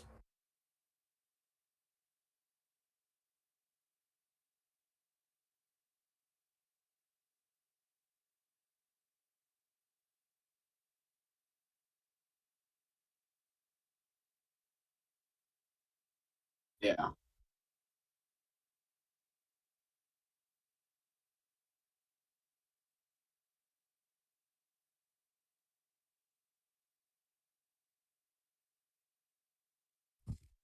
Yeah.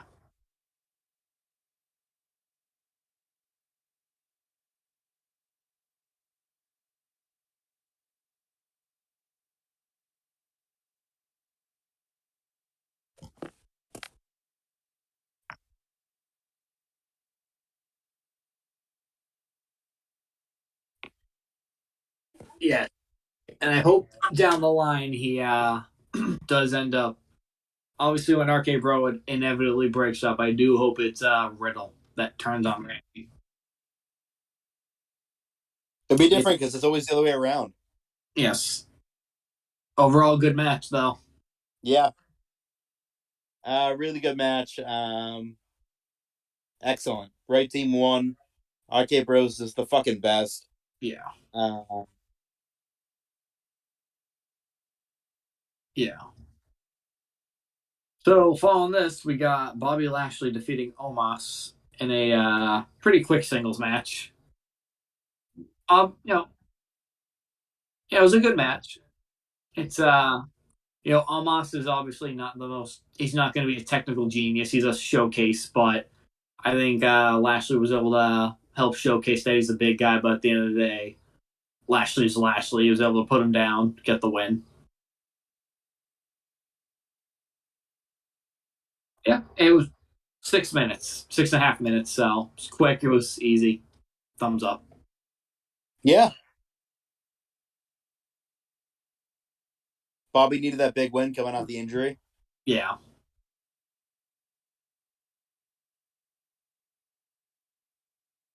Yes. Well, we know about it now. Obviously, he came out and got MVP to turn on him and join Omos instead.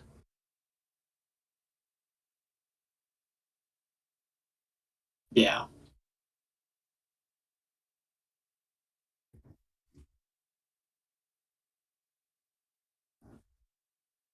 Yeah.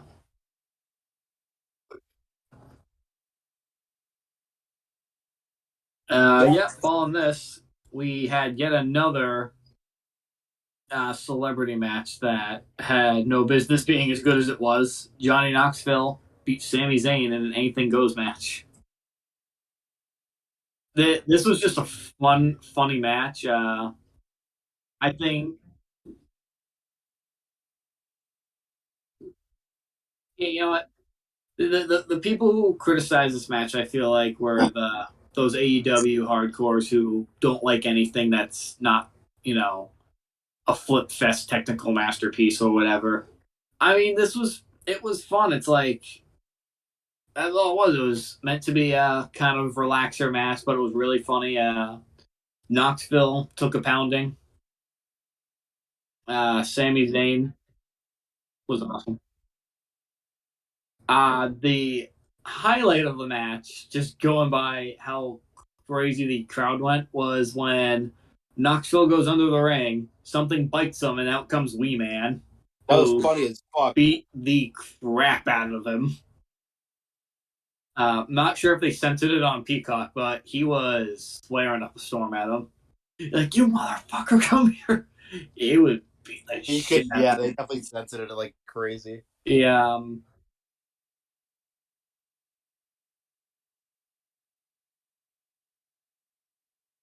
yeah. Yeah, no, Sammy did great. I think the only gripe I had with it was I was expecting Steve-O, but I didn't get it, but that's okay. Yeah. Wee Man was enough. JBL on commentary was hilarious. I think it was JBL like, oh my god, it's Wee Man. What was it, Graves? It was with Pat. I don't know if it was who it was. Yeah, it must have been. Sound like JBL in my head for some reason. But yeah, overall funny match. Following match, everyone was thinking it was going to be a piss break, and it wound up being pretty good. Was the Fatal 4-Way Women's Tag Team Championship match. Sasha and Naomi won the titles from Queen Zelina and Carmella, as well as Liv Morgan and Rhea and Natalia and Shannon Bates are challenging. Uh, the match was actually pretty entertaining. I think it didn't drag on. It was 10 minutes. Everyone got in there, hit their big moves, and got out. Yeah.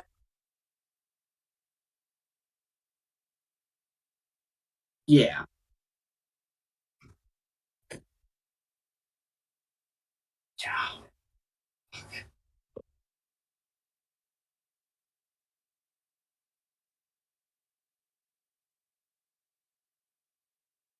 I hope so. Yeah, It's not working. he did.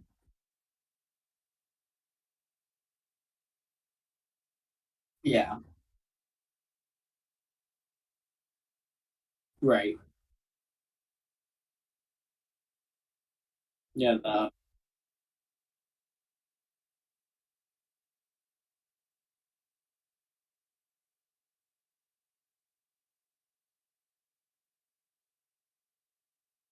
yeah, yeah. I think the right team won, though. How about you, Chris? Yeah, 100%. Yep. Uh, Um, Team Bad should have won. what's up? Yeah,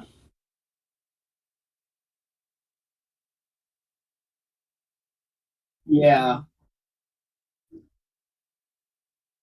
yeah. I was saying the Sasha and Naomi feel like a general team because, as Chris just said, Team Bad. That's a throwback right there. Liv Morgan and Rhea Ripley felt like a good tag team, but obviously they just broke up because, with rumors to be believed, Rhea will be joining Judgment Day soon. That's okay though, because I think that's probably Liv getting a push soon as well. Hopefully, Shannon and Natalia just got tossed in there. They, Yeah. I honestly think Vince was walking backstage one day and he goes, "Hey, remind me, what match are you in again?" We're in the Raw Women's Tag match. Okay, it's Okay. like, Okay. yeah. Yeah. Honestly, there's one person in that match who needs to go to AEW. It's Shayna Baszler. She'd probably be able to do more there than in WWE. Honestly. Okay. Ever. Ever. They should also You mean start. until They you should mean also until start Britt leaves? signing talent. Period. Well, I'd like to see once Britt leaves, maybe that'll open up more opportunity. But all that's going to happen is Tony's just going to stop featuring women's matches.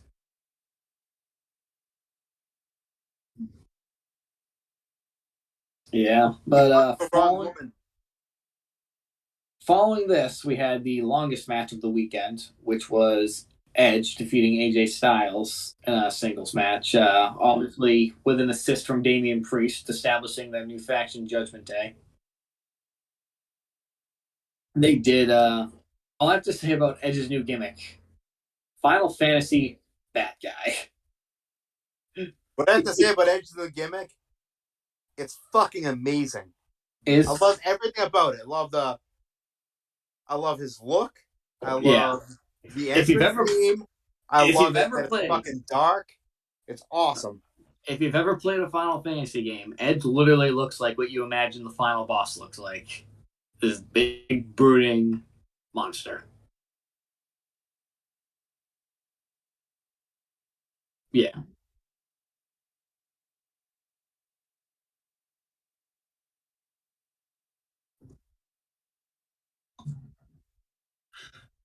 Yeah.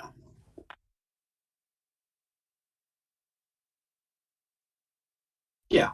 Because AJ lost dirty, didn't lose clean. Yeah.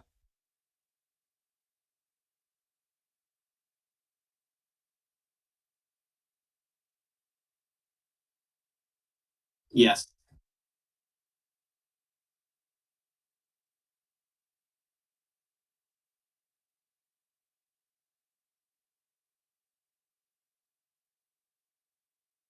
It's like, yeah, so didn't they do the same thing with Daniel Bryan at WrestleMania 30, but no one complained about that. 30. I said 30. No, 3. Yeah, the Silver Dome, brother.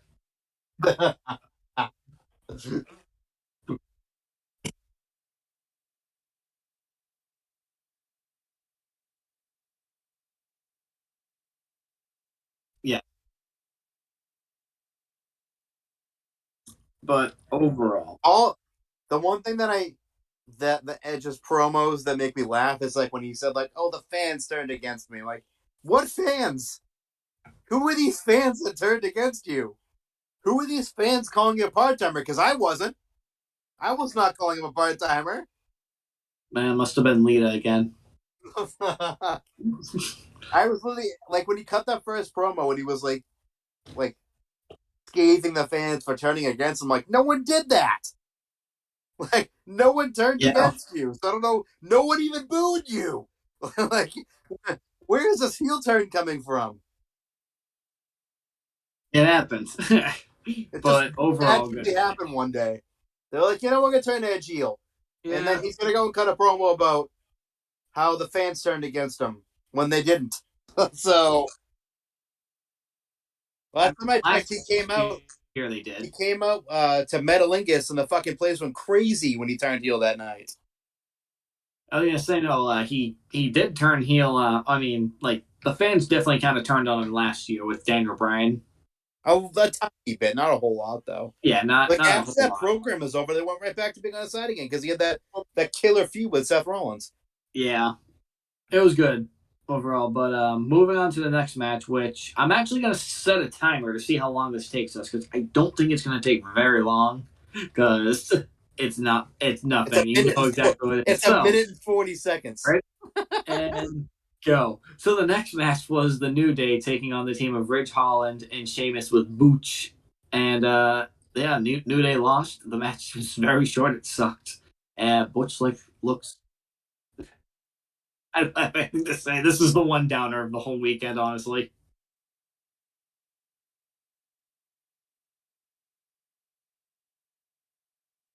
Xavier did a tribute to Shad.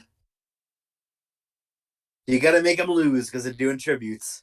Yep, that's how it works. All And right, we good? it's not even like this is like a 15 minute match. It was a minute and 40 seconds. A Yep. minute and Kofi Uh, Kingston and Xavier Woods, the New Day, the money making fucking machine that they are, solely and individually lost in a minute and fucking 40 seconds. Unbelievable. Butch looks like Butch looks like a little penis with a hat on. His name should be Penis. Penis done. Gunther's bitch. All right, we good? Dick done. All right. Well, 1 minute 16 seconds. I knew It's that was less, I it's knew that was less gonna time take. than the match was. I'm gonna say I wasn't sure what was gonna go longer, that or the match. Well, all right. Thankfully, the rest of the matches were all good. Following this, we got another celebrity match that went awesome. Was Pat McAfee beat Austin Theory with Mr. McMahon in his corner. I will say this though. I Um, love Pat McAfee. his I entrance was crazy. love him. And the fact that he's so damn good in the ring makes me want to see Pat wrestle more, especially Yeah, since I watched him all those years in the NFL. I was a fucking big fan of him back when he was playing in the NFL. Such an obscure position too, the punter, like no one cares. yeah. But he's literally the best punter in the one of the best punchers in the history of the National Football League. And he Yep. retired at the age of 29 because he got sick of playing football. At Yeah, he got in, 29 he years got out. old. And then he went on to do his podcasting and he got his fucking dream job of being a wrestler. Well, kind Yeah, of. he's He got good. his dream job of working at WWE, and he's treated like a fucking big deal. And that whole feud with Austin Theory was really good. I It think was done awesomely. going forward, they need to take the template they used for Jerry Lawler all those years back and apply that to McAfee, where he's commentary, but he's also wrestling. Yeah, exactly. Yeah, Yeah, I posted a video in the chat of his like WrestleMania weekend, and it Yeah, was really fucking good. man, he was over with the crowd as could be. He's super over because he's so likable. He He's fucking was hilarious. I Seven Nation Army. It It worked him. too I because was of gonna his say background. I'd say biggest pops of the weekend probably go Cody, Stone Cold, and then McAfee. Yes, definitely. But yeah, credit to Austin Theory what his due. He put on a Again, great like match. He obviously Pat didn't need to be carried, I think, but Austin Theory still was probably I'd say the leader of the match. They both put on a great match. I think. I think McAfee proved that. What are you saying?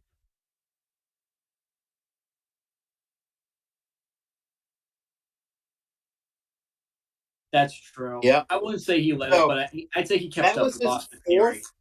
fourth career match. Yeah. He had one shitty match years and years and years and years and years ago. Even Yep. he said it was bad. And then versus Adam Cole was his first like high profile match. Yep. War Games, which he was fantastic in, and Wow. this WrestleMania match and moment and with McMahon and everything too, and Stone Yeah. Cold was awesome. Again, he is so fucking good. He's funny to listen Yeah. to his commentary. He's athletic as hell. That again, he did that again where he jumped up. He did the Kurt Angle thing where he jumped up to the top rope and did it like Yep. a backflip or whatever, which is fucking insane. Yep. Like not many people can do that. Not many, but I do.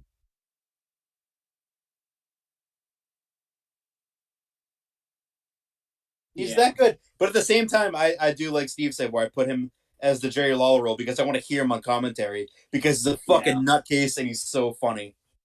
I Especially would. in Nakamura's entrance too when he's up on the fucking table, like basically beating the shit out of Michael Cole. That makes me laugh every I do single just. time. I do just want to add though, just because he's on commentary doesn't mean you can't put like an Intercontinental United States title on him down the line. I would do that. I would have him win like one of those titles and then just have it like laid across the table the entire time. Yep. He's doing But like I said though, credits Austin Theory. He put on a hell of a match. oh yeah, I see Austin why Vince is strong. putting He a looked lot of really stock in him. But interesting thing about Vince is right after the match, McAfee was daring him to step in the ring, and out of nowhere, Vince rips off his shirt and he has his ring gear on. So we got a surprise match. We got Mr. McMahon taking on Pat McAfee, and he beat him. Obviously, he had the assist from Austin Theory, but I was like, what the fuck? And then I'm like, that's how it should have gone. And because he's been. I just told you McAfee got that third level pop. Well, right below him, I mean, right below is Vince McMahon because the crowd was going crazy when they realized he was actually wrestling at WrestleMania. That was insane. And the funny thing is, too, after that happened and after Vince won, when they would raise Austin Theory's arm, Vince was surprised by Austin Theory's theme music because he thought it was supposed to be Stone Cold. Yeah. I think that's when Steve was supposed to come out originally. Yeah. But they waited I think they waited far too long. Yeah. We'll get to what happened with him in a sec. I just want to say not many 76-year-olds are going to hop in the ring and put on a decent performance. Yeah. Are you kidding me? He's 4,000 pounds. He sent a video to Pat during WrestleMania weekend. I think it was like the Friday before WrestleMania. Of him squatting 1,000 fucking pounds. This is nuts. But after the match, Stone Cold's music did hit. I think everyone was during the celebration, everyone was like thinking, man, wouldn't it be crazy if and then the glass shattered. Crowd went absolutely insane. I knew it. Everyone ate a stunner. Austin Theory took it. He took it very well. Oh, that's my favorite. I love that. The fucking running in midair, fucking stunner cell. Oh, that was awesome. McAfee took a stunner while he was still drinking a beer. And that was unexpected. Did it show the shot of him laying down by the commentary table? Yeah. Drinking? We were dying. He said that Vince took expect it. The stunner. He said he didn't expect the stunner. Yeah. Vince took the stunner. That Oh was my god! the worst stunner cell I've ever seen because I don't know if he wasn't expecting it or if Steve kicked him too hard, but he kicked him and he went flying He, back. So he Steve, kicked him a little too hard. so Steve like dragged him up and had to pretty much do a diamond cutter instead. Yeah.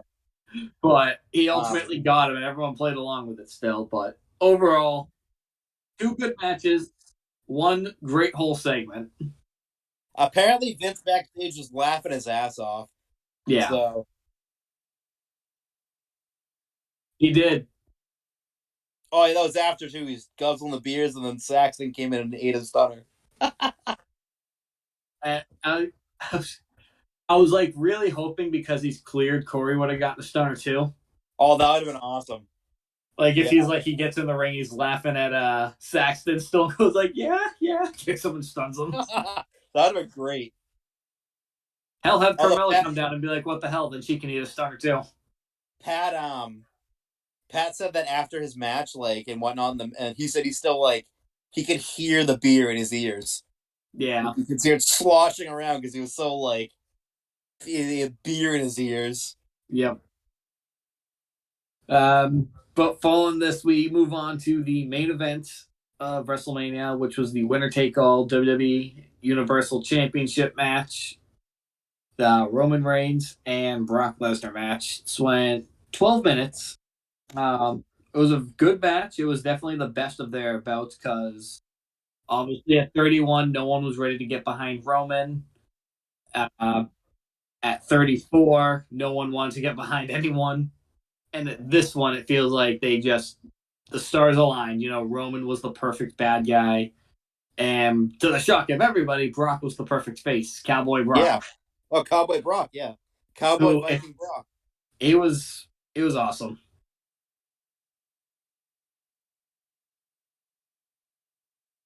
Yeah. It was overall though a good match. Roman took the win. He got both belts. Not much to say other than that. No Uso interference. Yep. I definitely,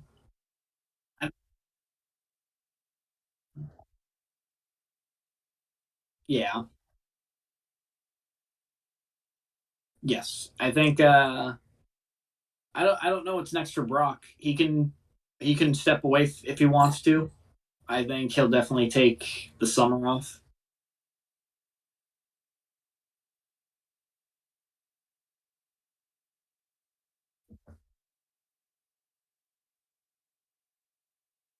Yeah,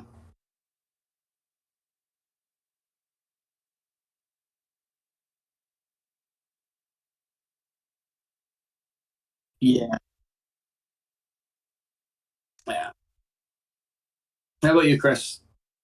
I agree. The match was good. Made sense. Roman obviously should have won. Um, I don't know what's left for Brock to do in WWE anymore. Yeah, He's done I everything. agree. I agree. He has done everything. I think if they want to have him come back for Clash at the Castle, because I'm sure the UK fans would love to see him. That makes Yeah. sense. But uh, as a UFC fan, I would like it if he could, work out whatever issues he has with their testing, and maybe make one more comeback, get a get one more win under the belt. Oh yeah. I would love it if because obviously John Jones is in talks to come back. Love it if he went up to heavyweight and fought Brock. I would love it if the one person who could finally shut Jones' mouth would be Brock Lesnar just wrestling him to the mat.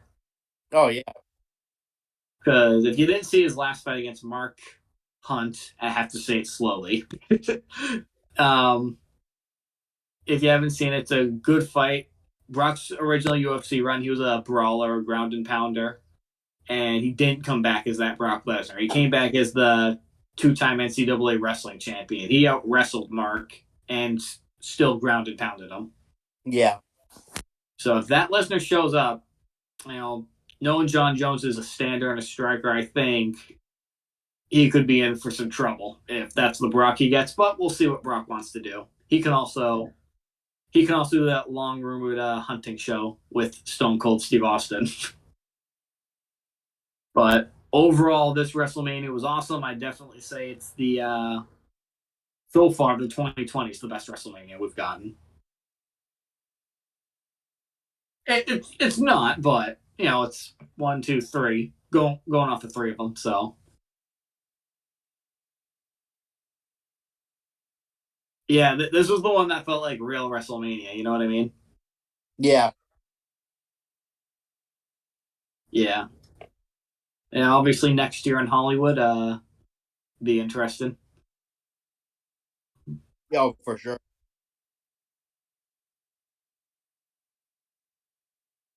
I do think next year we'll see The Rock versus Roman. I don't think it'll be for the championship because it doesn't need it. That's why I think Roman has to drop the belts before next WrestleMania. Because why would you put all your stock in one match where you can take those belts and have 1, 2, 3 big main events? Yeah. But as a whole, great WrestleMania. You guys agree? Yeah, fantastic WrestleMania. Yeah. And then before we get to the backlash predictions, I just want to do a quick rundown of spring break-in, which just occurred this past week. May 3rd, my birthday, 25. It was a good show. Cameron Grimes retained in a triple threat against Solo Sikoa and Carmelo Hayes. Nathan Frazier of Chase University defeated Grayson Waller. Cora Jade and Nikita Lyons defeated Natalia and Lash Legend. The Creed brothers beat the Viking Raiders, and Braun Breaker beat Joe Gacy and then got kidnapped.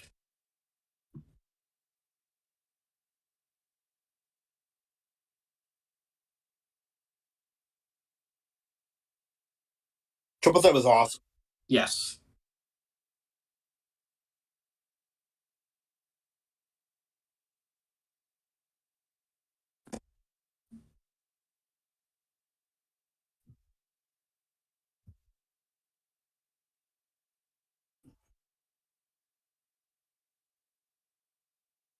So I've sat on it, and I do think he's probably been reminded of what Cody said and maybe even offered what Cody said.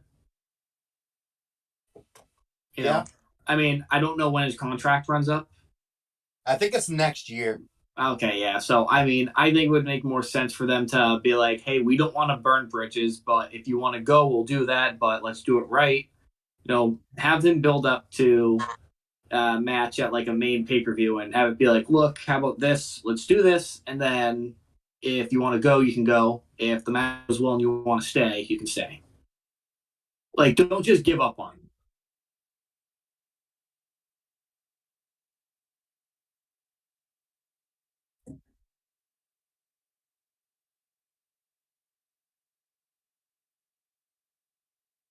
Yeah, but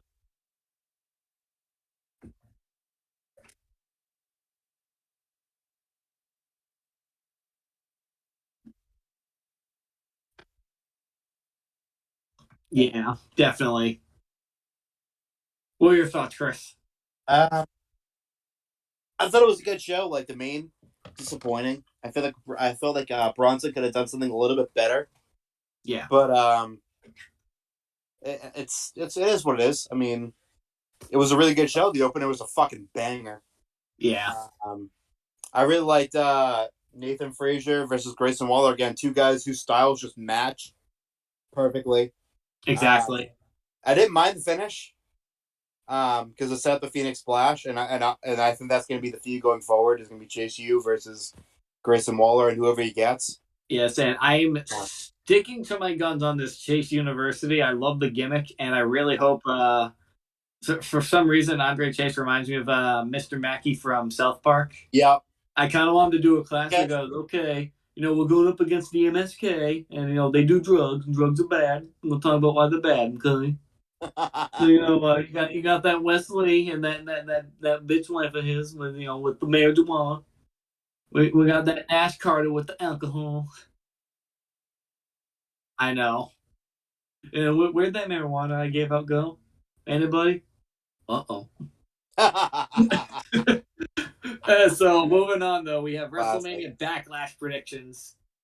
And, what are you saying?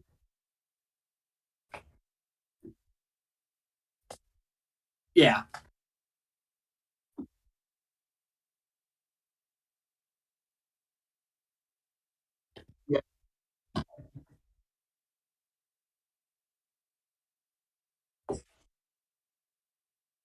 100% correct. Yep. I fucking knew it. You knew it. I I knew just it. need, it needs to be said, Indy Hartwell is a godsend. Please don't release her ever. But we have WrestleMania Backlash coming up. We're gonna make some predictions. Now there's only 2 left. Yep. Austin Theory, or Theory, because he's just a theory. Yep. And Indy Hartwell. Hashtag make his finisher theory of relativity. That's what I have to start calling his finisher move. Because he can't be A-Town anymore because there's no A. Yeah. He's just T-Town. He's just down. It's and poor Indy can't go down anymore because down, extra actually. left. It's town down. Because it was A-Town down. Now it's just town down. Yes, but we have WrestleMania Backlash coming up. We're gonna make predictions for the first time in I don't know how long. About These predictions are gonna count because it's for this. This is what I'm calling the Wrestling Rundown Predictions Championship. We fucking finally got one now. Yes, this right here is what it's all about. Fucking Cruiserweight Championship, what the fuck it was that we couldn't even have. Oh, just wait till you see the third announcement. But anyhow, yes, we are predicting for this bad boy right here. The winner of WrestleMania Backlash, whenever we decide to do a live show, will be awarded this. They will be wearing it, presenting with it, whatever you want to call it. They will be the Wrestling Rundown World Champion. Well, if we do it over Discord again, you'll never see me with it. So we'll just like do a post-it. You'll fucking never see me with it. I'll have it on my fucking shoulder, on my lap. You'll never fucking see it. To the tens and tens of viewers we have, we are trying to do a live show. We're thinking about it. Not thinking about it, actively trying to do it. If we can get it down, that it's going to happen. Of course, Chris is going to wear the belt because he's going to lose to me anyway. No, he's not. Chris will not lose to you. All right, well, let's find out because we got some predictions to make. So, may the best man win. Yes, I agree. It's usually not. I do not have a good track record of this stuff. I was trying to be nice and try to be friendly, and no one came in and said, "Not Steve." I mean, I believe I have the lowest track record of these things, so it's okay.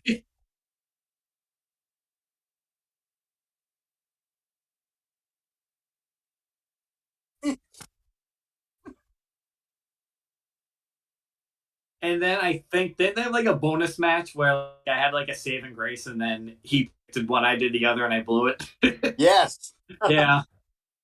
Or you can put your title on the line in the last 5 seconds of a show and lose. That wasn't me. That was Parachute Man. That was different. That was Owen.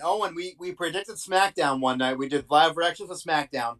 And the last 5 minutes of the show, he decided that he wanted to put his prediction title on the line, and we did a prediction, and he lost. And I won. That's a real Yokozuna Hulk Hogan moment. I was like, all right, so right now we have 6 matches announced for WrestleMania Backlash. So we're just gonna go down. So, what's up? I think it's final. That's the final 6. Oh yeah, it is the final 6. All right, so we got Bobby Lashley versus Omos with MVP. Obviously, the build up to this has been MVP betraying Bobby Lashley, so it's more so about MVP against Lashley with Omos as MVP's representative. Obviously, we don't have any champion right now, so it doesn't really matter how we. I'm gonna go with Omos winning this. I think a rubber match is definitely down the line. So yeah, I'm agreeing too. Yeah. Oh, I think it's too early. Again, he was just both MVP, but at the same time, Bobby got the fucking god tier entrance last week. So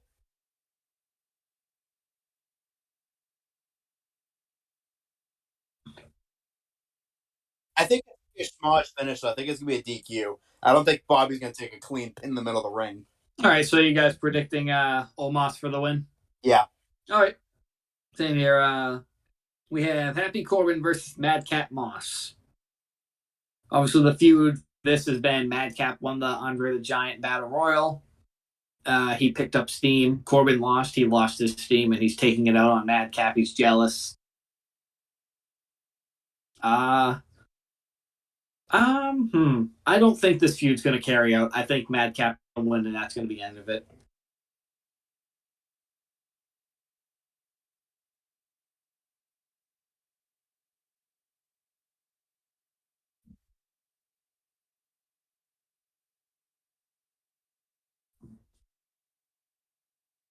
All right, Chris. Let's see. Madcap did get the upper hand on SmackDown last night. I was recording this on Saturday, so SmackDown just happened. Yep. I still think it's going to be Baron Corbin. Corbin. I just don't think that Madcap is winning. If he wins, I'll be surprised. Yeah. Because I think this feud is really going nowhere. So that's actually why I'm picking Moss. I think the feud's going nowhere, and the point of it is they've been trying to build him up, so they're just going to give him the win and be done with it. Yeah, that's true. Yeah, they could go that way too. We have AJ Styles versus Edge, where Damian Priest is banned from ringside. The build-up to this has obviously been that it's, quite frankly, a WrestleMania Backlash. It's their rematch. No Damian Priest this time, however, obviously with rumors circulating on Judgment Day growing, whether that be the rumored Rhea Ripley or Tommaso Ciampa, I think Edge is still going to pull off a win here.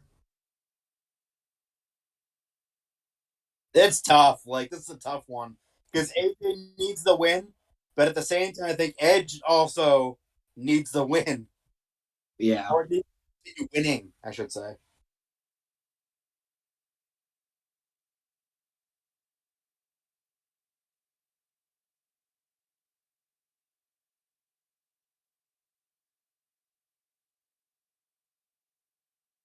All right. I agree too. Yeah, I'm gonna pick AJ too. AJ? All right.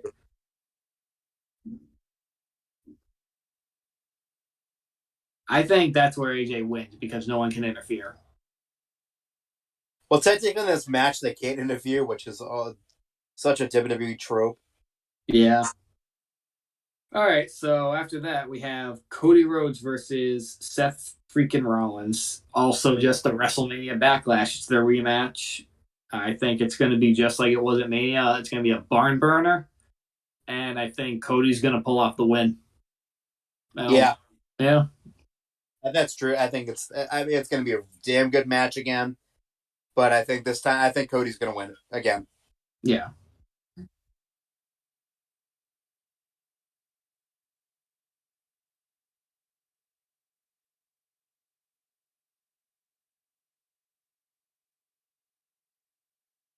He needs to lose to someone like in the bloodline, I think. Cody. Yeah.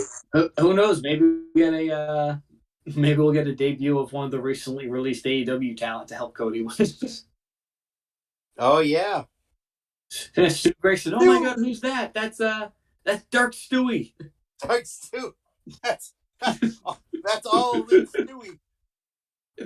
It's Dark Stewie. It's Dark Stewie. And his favorite number 10.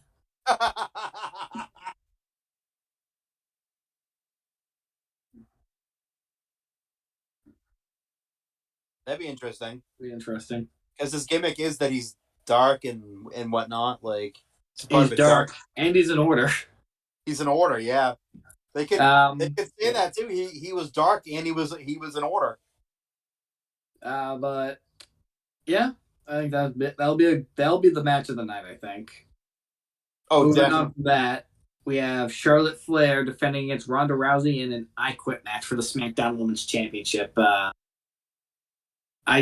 don't see a scenario where Ronda says the words "I quit." I think Charlotte's going to put up a lot more of a fight. We'll see that crazy Flair side to her, maybe even a little color, but ultimately, I think Ronda's going to get her trapped in the armbar, and she's just not going to let go. I don't think. Yeah, I don't think Ronda loses. It's just like she needs a big win again. Yeah, and I think this is the perfect time to do it. And I think if she loses, her fucking push is dead. There's nothing that can fucking resurrect her career at this point. Yes. Yeah, fucking dead.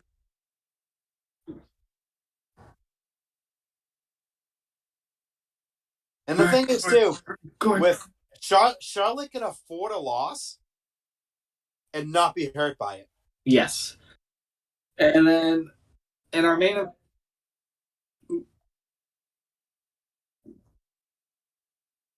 no. But after that, we have the main event, which is the Bloodline versus Drew McIntyre and RK Bro in a 6-man tag match. And this is tough.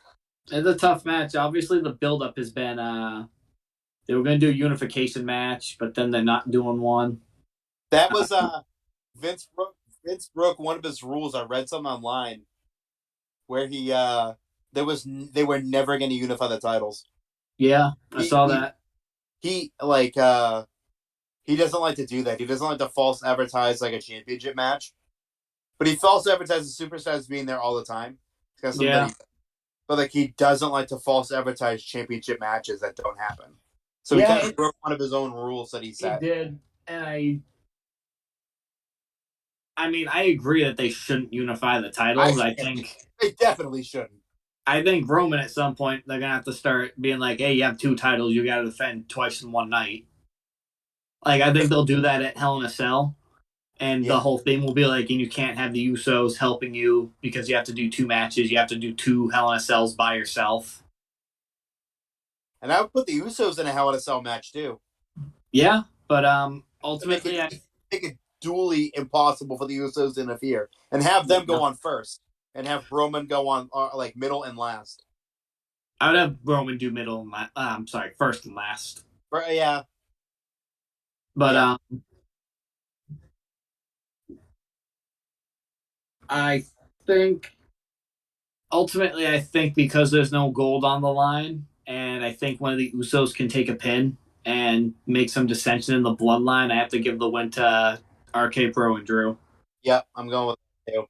I just think that it wouldn't hurt the bloodline to lose as long as it's not Roman. Yeah. It has to be either Jay or Jimmy. Probably Jimmy. Yeah, because they can't give the loss to main event Jey Uso. Yep. He's the main of fucking event. Right. All right, so our predictions are in. Owen and Chris have the. What's up? I was gonna say Owen and Chris have the same predictions. Omos, Corbin, AJ, Cody, Ronda, RK Bro. Yeah, we won't need one because I'm gonna beat you anyway. If there is gonna be a tiebreaker, do you want to do it now? All right, WrestleMania trivia. I'll pick Charlotte. You want to pick Charlotte? You sure? I'll do Charlotte, yeah. All right. We don't have to do a tiebreaker. I'll flip and do Charlotte. All right, sounds good. Yeah, I am a lazy asshole. My asshole is very lazy. Okay, fine. Don't talk to me. All right. So that's it for our show. We've reviewed April. No, but if you remember, I did say I did have one final announcement. You're coming out of the closet! Yay! No, that's where the skeletons live. And James. I love you, James. Sorry.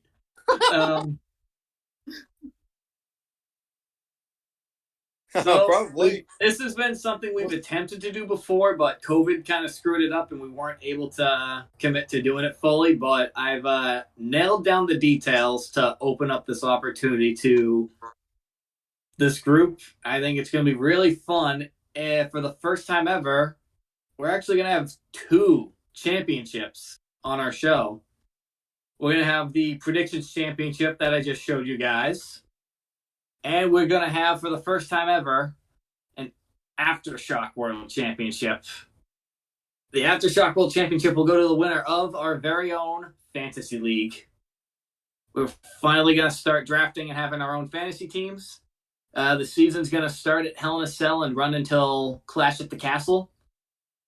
Points will be awarded depending on who wins and who loses. And at the end, the winner, I'll show you, will be given, quite frankly, the best belt that we have, which is inside this case right here. Ooh. He has it in the fucking sexy case. I do. You know, fantasy is a synonym for dream, and winning fantasy should be a dream come true. Oh, the winged eagle. Okay. So, yeah, we got the winged eagle now. Make sure you don't show it to Cody. You might steal it. I know. I made the right call once I heard that rumor. I was like, oh, wow, I made the good call getting this belt. But, yeah, the winged eagle will now be a part of the wrestling rundown, the Aftershock corner, whatever you want to call it. Just don't call it late for lunch. Yeah, so this will be going to the Fantasy League winner at the Clash at the Castle. And basically, they get to wear the championship when we do live shows. Yep. Yeah. So, Clash of the Castle is the end of that. So, when does it start again after that? We're going to draft at Hell in a Cell, and that's going to be the first show. And then points will only be awarded on Raw, NXT, and SmackDown, not including like main event or superstars or any of that. So for right now, we're gonna start out with just WWE. Yeah, because I think AEW would confuse everything and just make it too much. Yeah, basically. But yeah, so we'll start at Hell in a Cell and then end at Clash at the Castle, and I think we'll take a month off and start drafting again at the next pay-per-view, and maybe have that run till right before the Royal Rumble, and then do a WrestleMania season. Yeah, definitely. I'm down for that. Yeah, this will be the championship. I figure. When did you come up with the points and stuff? Post in the chat, the rules and everything. Steve, when did you come up with it? How did I come up with it? I was actually able to use I think Busted Open had their own thing of doing it. That's where I got it from. I have it saved somewhere. I want to pull it up if I can.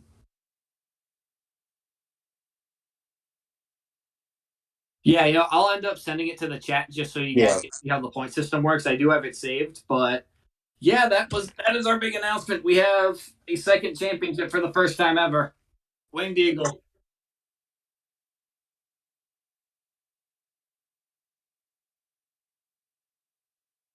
Yeah, but like I said, we're not starting till Hell in a Cell, so anyone who wants to jump in, the floor is open. If James or John's out there watching.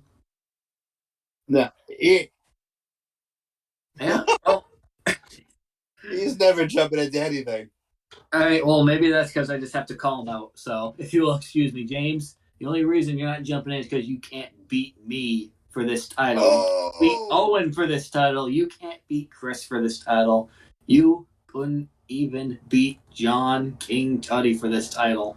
Oh. It's true. The only thing you're beating is the meat, my friend. Oh. So it's like this. If you want this belt, then you got to start watching WWE again. And you want to come for this belt, come get it. Also, when the hell am I doing my voice acting for WYW? I've been on the back burner for like 6 months. You've been forlonged. I've been forlonged. Just like I have.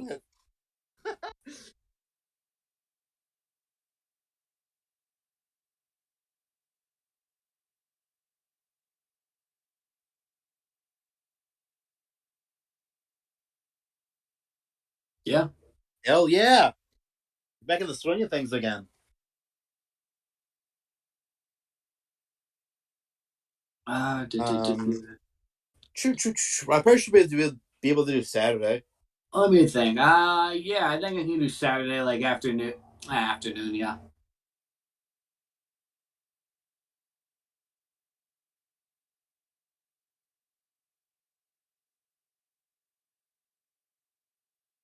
Nope, definitely not NWA. Maybe But like I said, just ROH, Impact, and NWA. They get brief mentions, but I don't think I'm adding them to the fantasy league. I would never. I would never wish ill will upon anyone to watch NWA. Yes. That torture.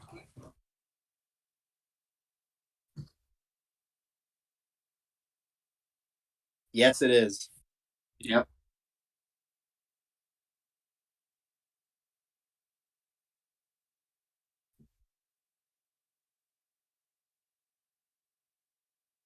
And remember, be kind and rewind because somewhere out there is actually a blockbuster open.